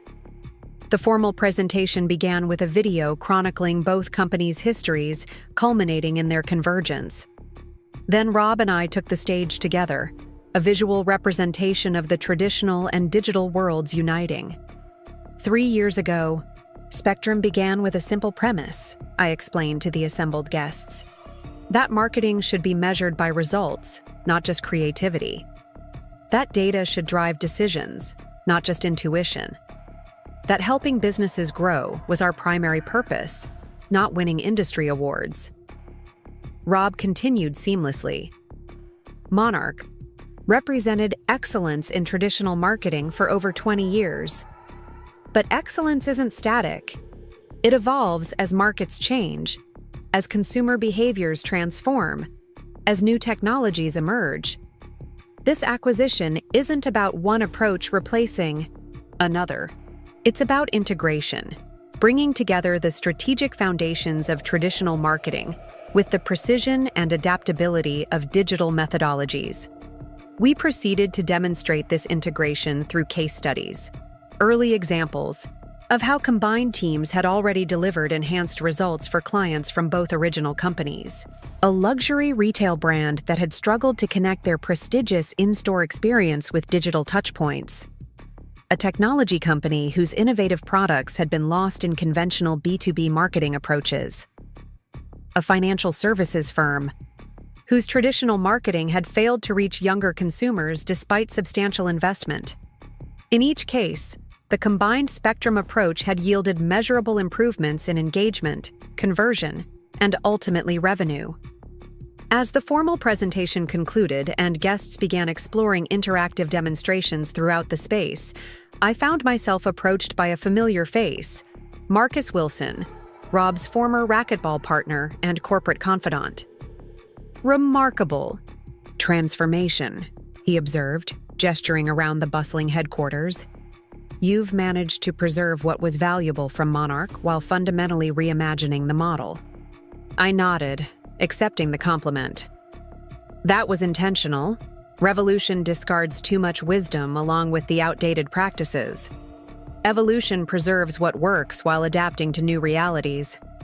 Marcus glanced toward Rob, who was enthusiastically explaining our integrated research methodology to a group of potential clients, and managed to transform your husband in the process, it seems. Before I could respond, we were joined by Valerie, who had become one of Spectrum's strongest advocates since becoming a client. "Emily, the results your team delivered for our latest product launch exceeded projections by 43%, she announced, clearly pleased. "Our CEO is asking why we're still working with any other agencies." The conversation shifted to business opportunities, but Marcus's observation lingered in my mind. The transformation he had noted in Rob was perhaps the most unexpected outcome of Spectrum's journey. From dismissive husband to supportive partner, from corporate executive to innovation advocate. As the evening progressed and the event's success became increasingly evident, I found a quiet moment with Rob in the small terrace overlooking the Boston skyline. "We did it," he said simply, champagne glass in hand. "Not just the acquisition, the integration, the transformation, all of it." I nodded, taking in the view. "We did. Though I'm not sure either of us could have imagined this outcome 3 years ago." He laughed softly. "Me dismissing your little hobby while you secretly plotted to acquire my company? Definitely not in my 5-year plan." The joke carried no bitterness, only a shared acknowledgement of our journey's unlikely trajectory. We stood in comfortable silence for a moment before he added more seriously, "Thank you for not giving up. On your vision or on me?" I squeezed his hand in response, words unnecessary between us.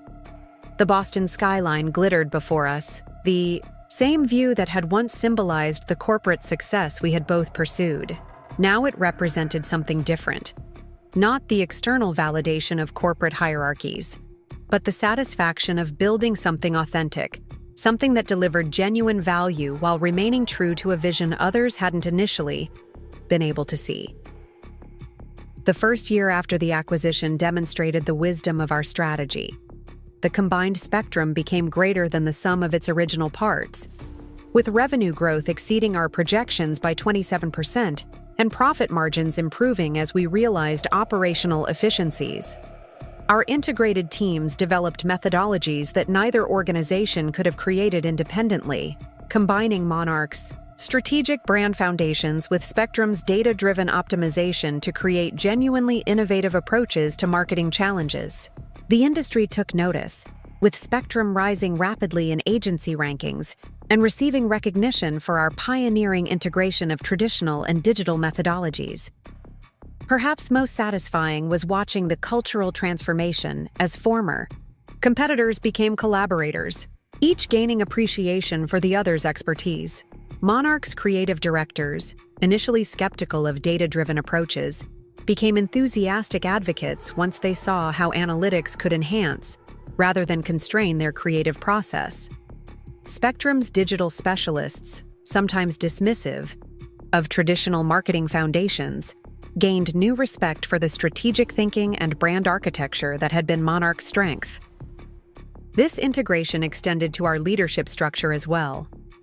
While I remained CEO, setting overall vision and strategy, Rob evolved into a role that leveraged his unique perspective, Chief Integration Officer, responsible for ensuring that traditional and digital methodologies continued to evolve together, rather than operating as separate disciplines.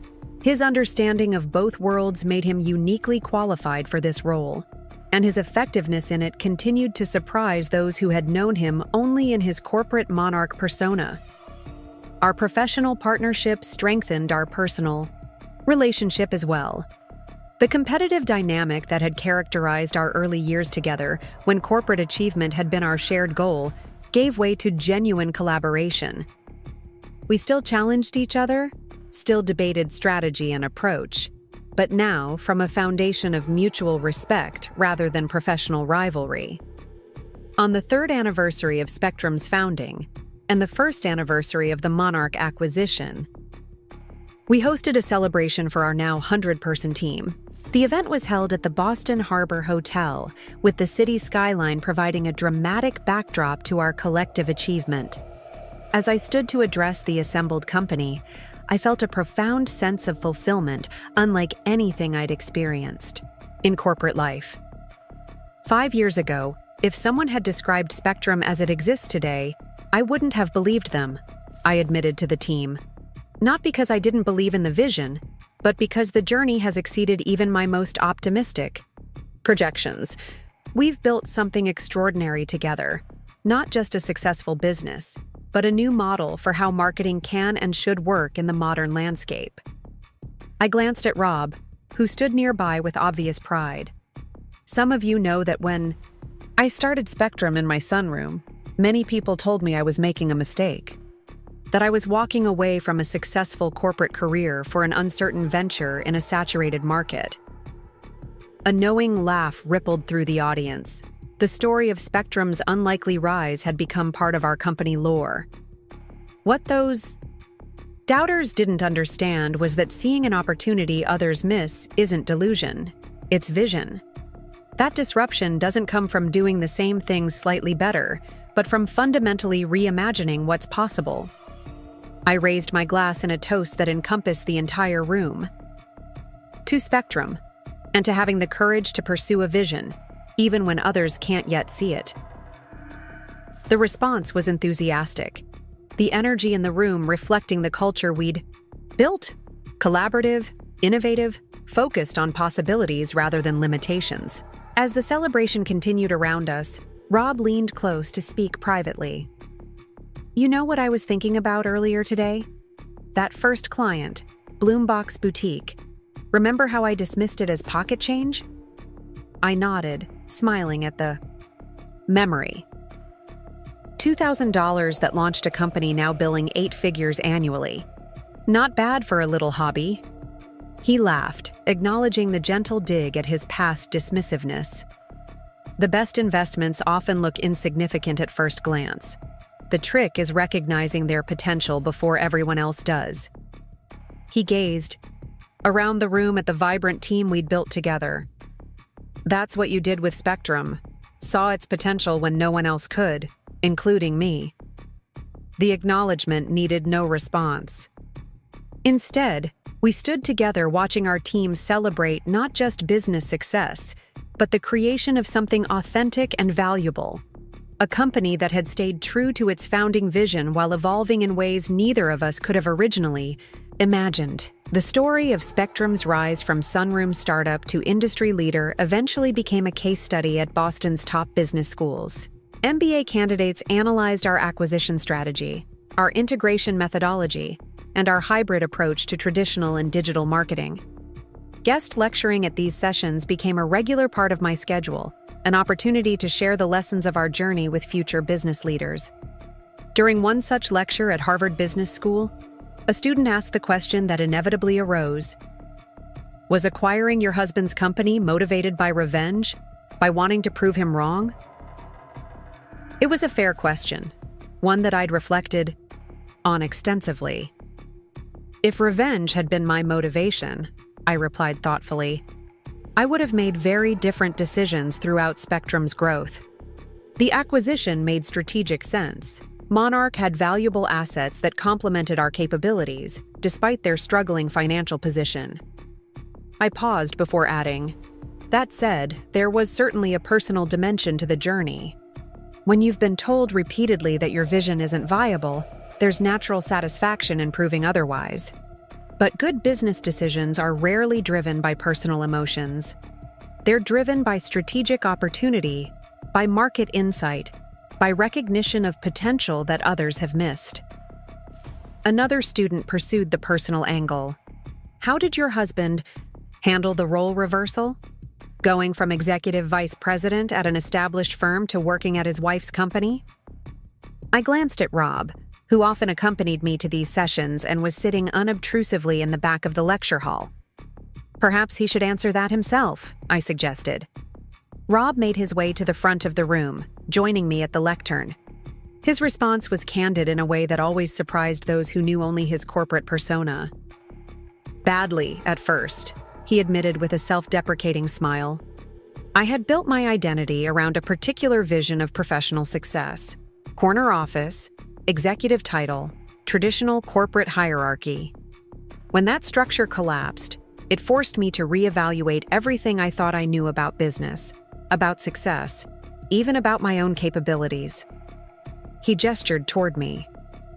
The real challenge wasn't working for my wife's company.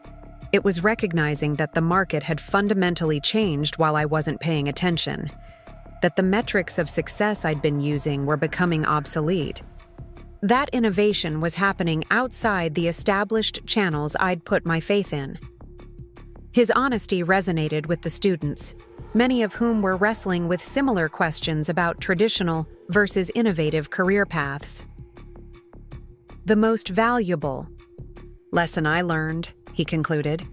A year after the acquisition, I stood in our new headquarters, a renovated textile mill in Cambridge overlooking the Charles River.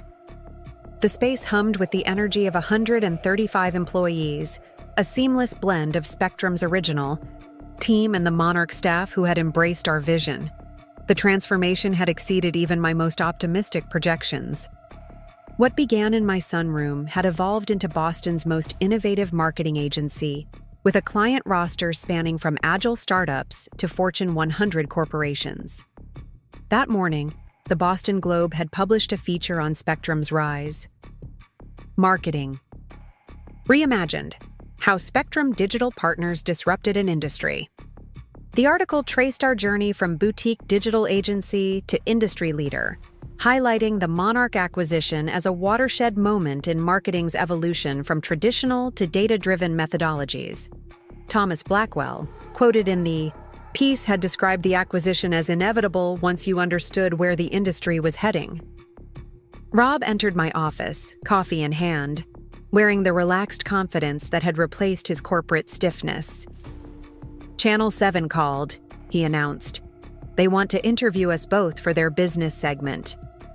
Power couples reshaping Boston industries, or something equally dramatic. He placed the coffee on my desk with a smile. Think we should mention how you used to show me your analytics dashboards and I'd call them cute? I laughed, accepting the coffee. I think we can leave that part of the story private. Taking a sip, I studied my husband, the transformation in him perhaps the most remarkable aspect of our journey. The corporate executive who had once measured success by titles and corner offices had become an innovation advocate who thrived in Spectrum's collaborative environment. His role as Chief Integration Officer had proven vital to our success, bridging traditional marketing foundations with cutting-edge digital methodologies in ways neither approach could achieve independently. Did you see the latest numbers from the Retail Consortium project? He asked, pulling up a presentation on my monitor. Conversion rates are 34% above industry benchmarks. The integration of traditional brand storytelling with our behavioral targeting is creating something genuinely disruptive. The enthusiasm in his voice was genuine, a far cry from the corporate detachment that had characterized his Monarch days. Here was the passionate marketer I'd fallen for years ago, before corporate hierarchies had shaped him into someone else.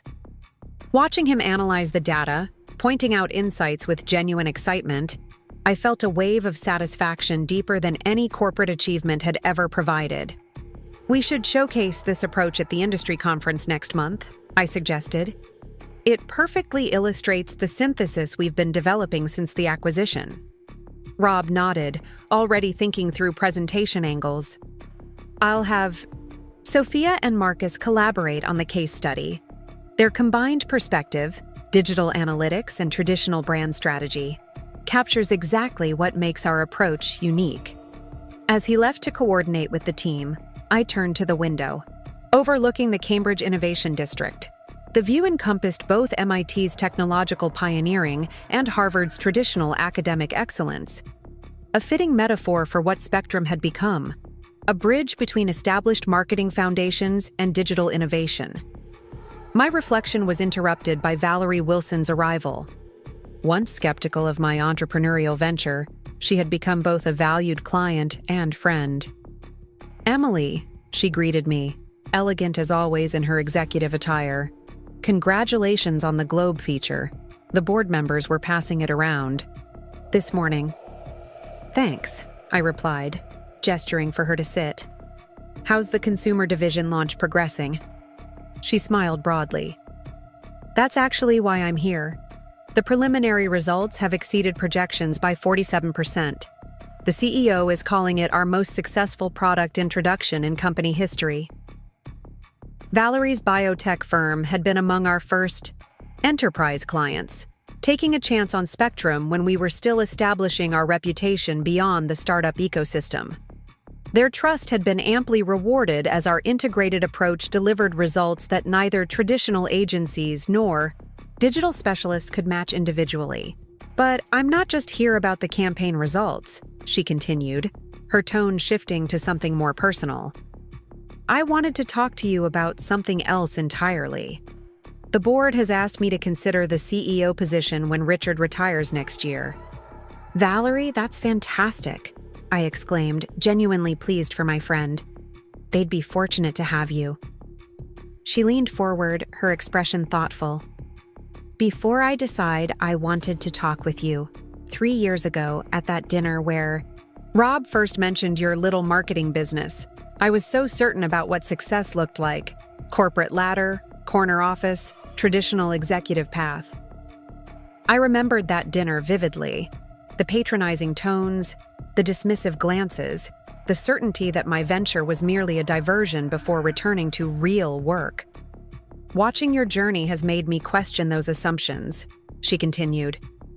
"You built something authentic, something that delivers genuine value rather than just climbing existing structures. It's made me think about what I really want to create in the next phase of my career."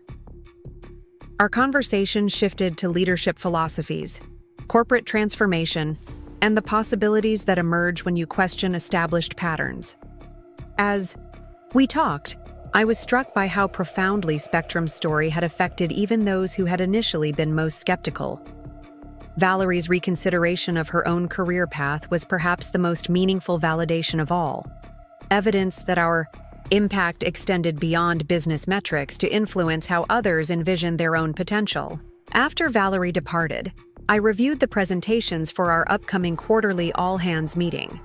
The company had continued to evolve, with new service offerings emerging from the creative collision of traditional marketing expertise and digital innovation. Our Brand Evolution Lab combined classic brand strategy methodologies with real-time consumer behavior analysis. Our integrated customer journey practice united traditional market research with digital touchpoint optimization. Each innovation represented exactly what I had envisioned when pursuing the Monarch acquisition. Not the replacement of traditional marketing with digital, but their integration into something more powerful than either approach alone. The quarterly financials reflected this success, with revenue growth exceeding projections across all divisions. The traditional brand integration unit that Rob headed had become our fastest-growing service offering, as established companies increasingly recognized the need to evolve their marketing approaches without abandoning their brand foundations. The symbiotic relationship between Spectrum's original digital focus and Monarch's traditional expertise had created a unique market position that competitors struggled to replicate. Later that afternoon, Rob and I visited the Innovation Lab where teams were developing our newest offering, an AI-enhanced analytics platform that could identify brand narrative opportunities based on digital engagement patterns. The project epitomized our integrated approach, with former Monarch brand strategists collaborating with Spectrum's data scientists to create something neither group could have developed independently. "It's remarkable to watch them work together," Rob observed, as we observed the team's collaboration. 2 years ago, these groups would have been speaking completely different languages. Now they're creating methodologies that are transforming how our clients understand consumer engagement. The respect in his voice was genuine. One more evidence of how completely his perspective had evolved since those early days of dismissing my hobby. The corporate executive who had once measured success by hierarchy and status now found fulfillment in innovation and collaboration. The change wasn't just professional, but personal, affecting our relationship in ways neither of us had anticipated when I first opened my laptop in our sunroom. That evening, we hosted a dinner for Spectrum's leadership team at our Brookline home, the same home from which I had launched the company 3 years earlier. The gathering included both original Spectrum pioneers like Sophia and Jackson, and former Monarch executives who had embraced our integrated vision. The conversation flowed easily between business strategy and personal connections, reflecting the culture we had deliberately cultivated, one that valued both professional excellence and authentic relationships. As discussions turned to our expansion plans, I caught Rob's eye across the table. In that moment of silent communication, I recognized how far we had come, not just in building a successful business, but in rediscovering the partnership that had originally brought us together before corporate ambitions had created distance between us.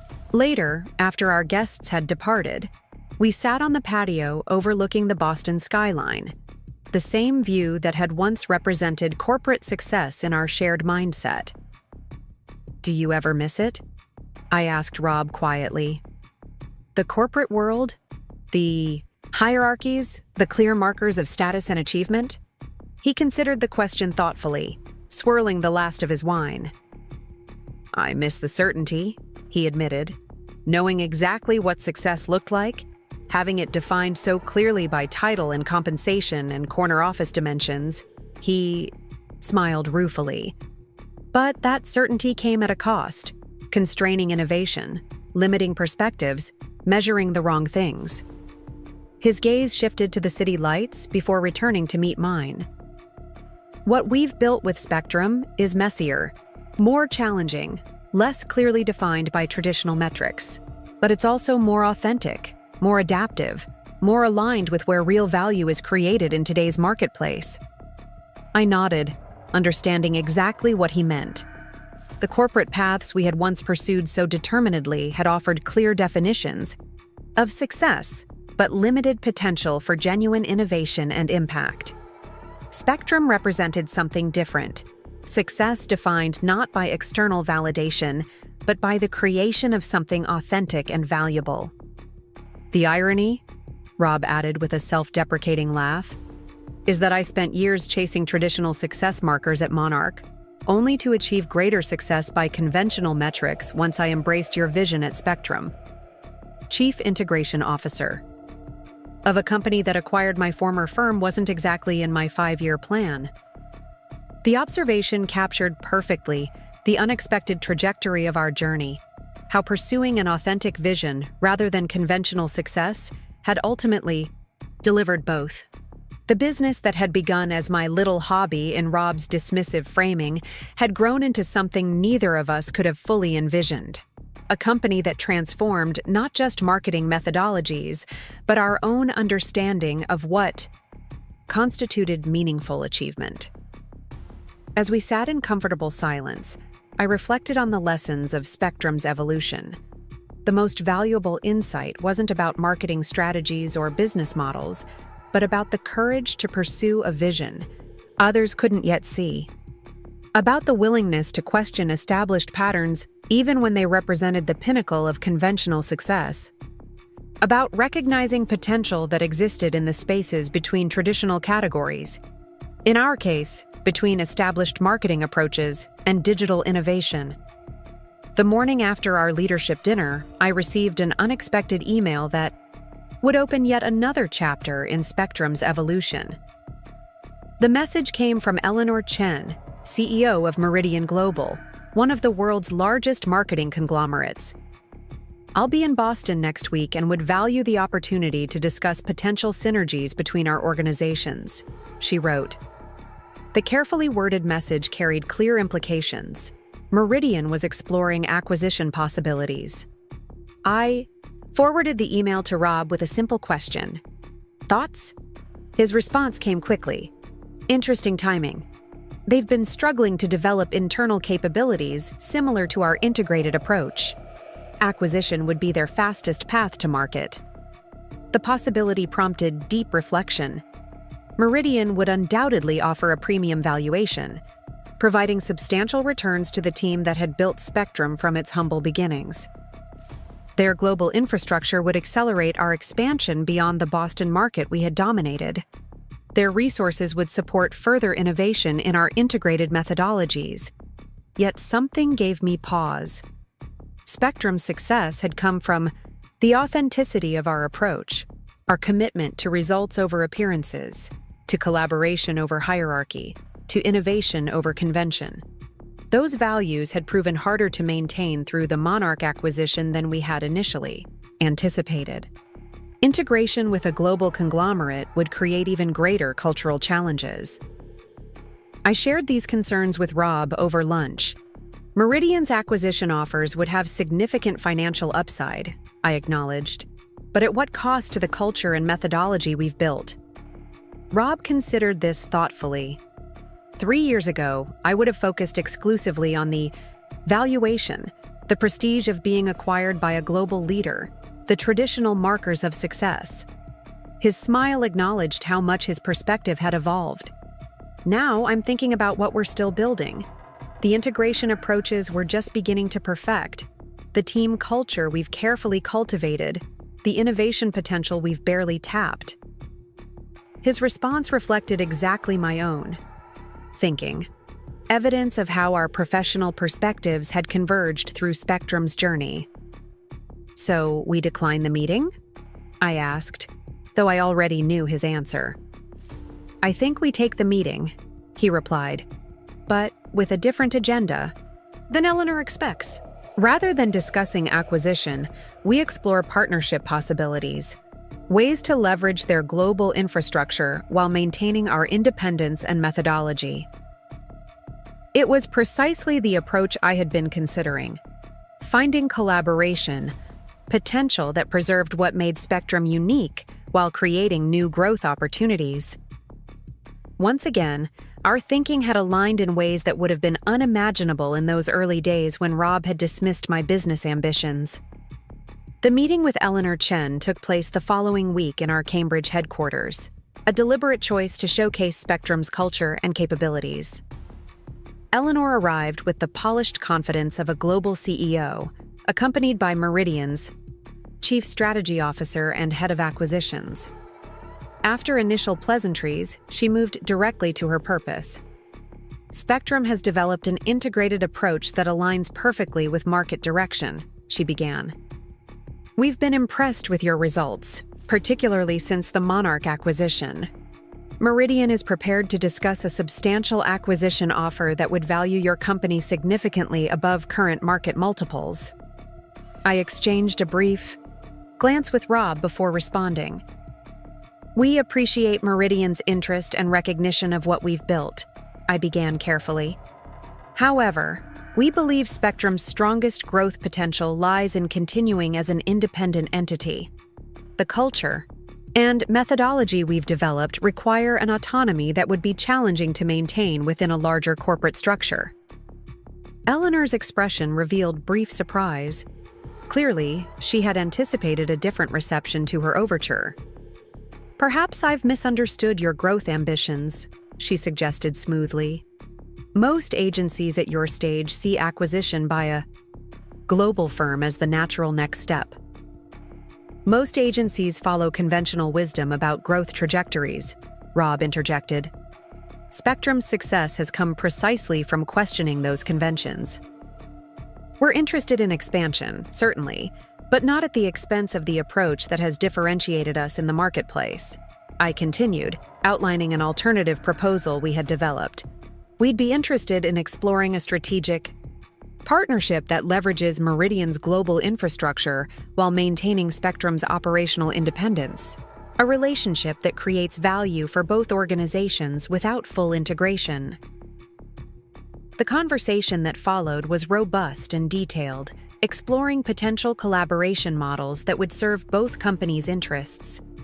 Eleanor, initially, taken aback by our redirection, gradually engaged with the partnership concept, particularly as we demonstrated specific ways their global client base could benefit from Spectrum's integrated methodology without requiring full acquisition. By the meeting's conclusion, we had outlined a framework for a strategic alliance, one that would provide Spectrum access to global markets while preserving our autonomy and approach. Eleanor departed with a thoughtful expression, clearly reassessing her initial acquisition strategy. That went differently than she expected, Rob observed after our visitors had departed. Few companies decline acquisition discussions with Meridian Global. Few companies have our particular history, I replied. We've already seen how challenging integration can be, even when the strategic fit is perfect, as with Monarch. Maintaining what makes Spectrum special within a global conglomerate would be exponentially more difficult. Rob nodded in agreement. Besides, there's something satisfying about continuing to write our own story rather than becoming a chapter in someone else's. The sentiment captured exactly what had motivated my response to Meridian's overture. Spectrum's journey had been about creating something authentic, something that reflected a vision others had initially failed to recognize. Becoming an acquisition target meant that vision had been validated, but maintaining independence meant we could continue to evolve it according to our own insights rather than corporate mandates. The strategic partnership with Meridian developed over subsequent months, providing Spectrum access to global clients while preserving our operational autonomy. Our integrated methodology, combining traditional marketing foundations with data-driven innovation, proved as effective for multinational corporations as it had for regional enterprises and growth-stage startups. Spectrum expanded selectively, opening offices in New York and San Francisco, while maintaining our headquarters and core operations in Boston. Throughout this expansion, we remained vigilant about preserving the culture and approach that had differentiated Spectrum from its inception. Each new team member was carefully selected, not just for their technical capabilities, but for their alignment with our collaborative ethos and results-focused methodology. Each new office was designed to foster the creative collision between traditional and digital expertise that had fueled our innovation. 5 years after starting Spectrum in our sunroom, I stood addressing our now 200-person team at our annual company gathering. The event was held at the Boston Convention Center, a far cry from the small office celebrations of our early days. As I surveyed the assembled employees, original Spectrum pioneers, former Monarch staff who had embraced our vision, and new team members attracted by our growing reputation, I felt an overwhelming sense of fulfillment. When I launched Spectrum 5 years ago, many people told me I was making a mistake. I began, acknowledging the journey's unlikely beginning. That I was walking away from a successful corporate career for an uncertain venture in a saturated market. That digital marketing was already overcrowded with agencies claiming similar capabilities. The audience included many who knew the full story, who remembered Rob's initial dismissiveness, who had witnessed Spectrum's improbable rise from boutique digital agency to industry innovator. Among them sat Valerie and Marcus Wilson, now among our strongest advocates, Thomas Blackwell, who had joined our advisory board after the Monarch acquisition, and Kevin Park from Startup Boston, whose early partnership had helped launch Spectrum's expansion. What those doubters didn't understand was that disruption rarely comes from doing the same thing slightly better. It comes from questioning fundamental assumptions about how things should work. From recognizing potential in the spaces between established categories, in our case, between traditional marketing methodologies and digital innovation. Rob joined me on stage for the next segment of our presentation, a symbolic representation of the integration that had become Spectrum's hallmark. Together, we outlined our vision for the company's next phase, expanding our integrated approach into emerging technologies, developing proprietary platforms that embodied our methodology, and continuing to evolve traditional marketing foundations for the digital age. As the formal presentation concluded and the celebration began in earnest, Rob and I found a quiet moment away from the festivities. 5 years, he marveled, champagne glass in hand. From sunroom startup to industry leader, from dismissed hobby to acquired monarch. Not exactly how either of us envisioned our career trajectories. The observation carried no bitterness, only a shared appreciation for our journey's unexpected path. The most valuable opportunities often hide in plain sight, I replied, visible only to those willing to question conventional wisdom about what's possible. He nodded thoughtfully. I've been thinking about writing a book about our experience. Not just the business strategy, but the personal evolution. How success can look entirely different than what we're conditioned to pursue. The idea intrigued me. Our story did contain insights beyond marketing methodologies or business models. It illuminated broader truths about questioning established patterns, about recognizing potential others missed, about defining success according to authentic value creation rather than external validation. "I think you should," I encouraged. There are lessons in our journey that extend well beyond marketing or entrepreneurship. Our conversation was interrupted by Thomas Blackwell approaching with Eleanor Chen, who had flown in specifically for our anniversary celebration. "Your strategic partnership model is gaining attention throughout the industry," Eleanor informed us. "Several other conglomerates are exploring similar structures with innovative boutiques, the Spectrum model, they're calling it." The irony wasn't lost on any of us, that our approach to maintaining independence had itself become influential, affecting how larger organizations engaged with innovative smaller firms. It was one more example of how questioning conventional wisdom could reshape established patterns, creating new possibilities beyond traditional either-or scenarios. As the celebration continued around us, I found myself reflecting on the true meaning of Spectrum's success. The financial achievements were substantial. Revenue growth that had exceeded even our optimistic projections, profitability that surpassed industry benchmarks, personal wealth creation that had far outpaced what corporate careers would have provided. The professional recognition was gratifying. Industry awards, business school case studies, speaking invitations from prestigious conferences. But the most meaningful measure wasn't found in financial statements or industry accolades. It lay in creating something authentic that delivered genuine value for our clients whose businesses grew through our work, for our team members who found meaningful professional engagement, for the marketing industry that evolved through our integrated approach. It lay in demonstrating that success could look different than conventional models suggested, that questioning established patterns could reveal opportunities others missed, and perhaps most surprisingly, it lay in the personal transformations our journey had catalyzed, not just in Rob, whose corporate mindset had evolved so dramatically, but in our marriage, which had rediscovered the partnership that had originally brought us together before competitive ambitions had created distance.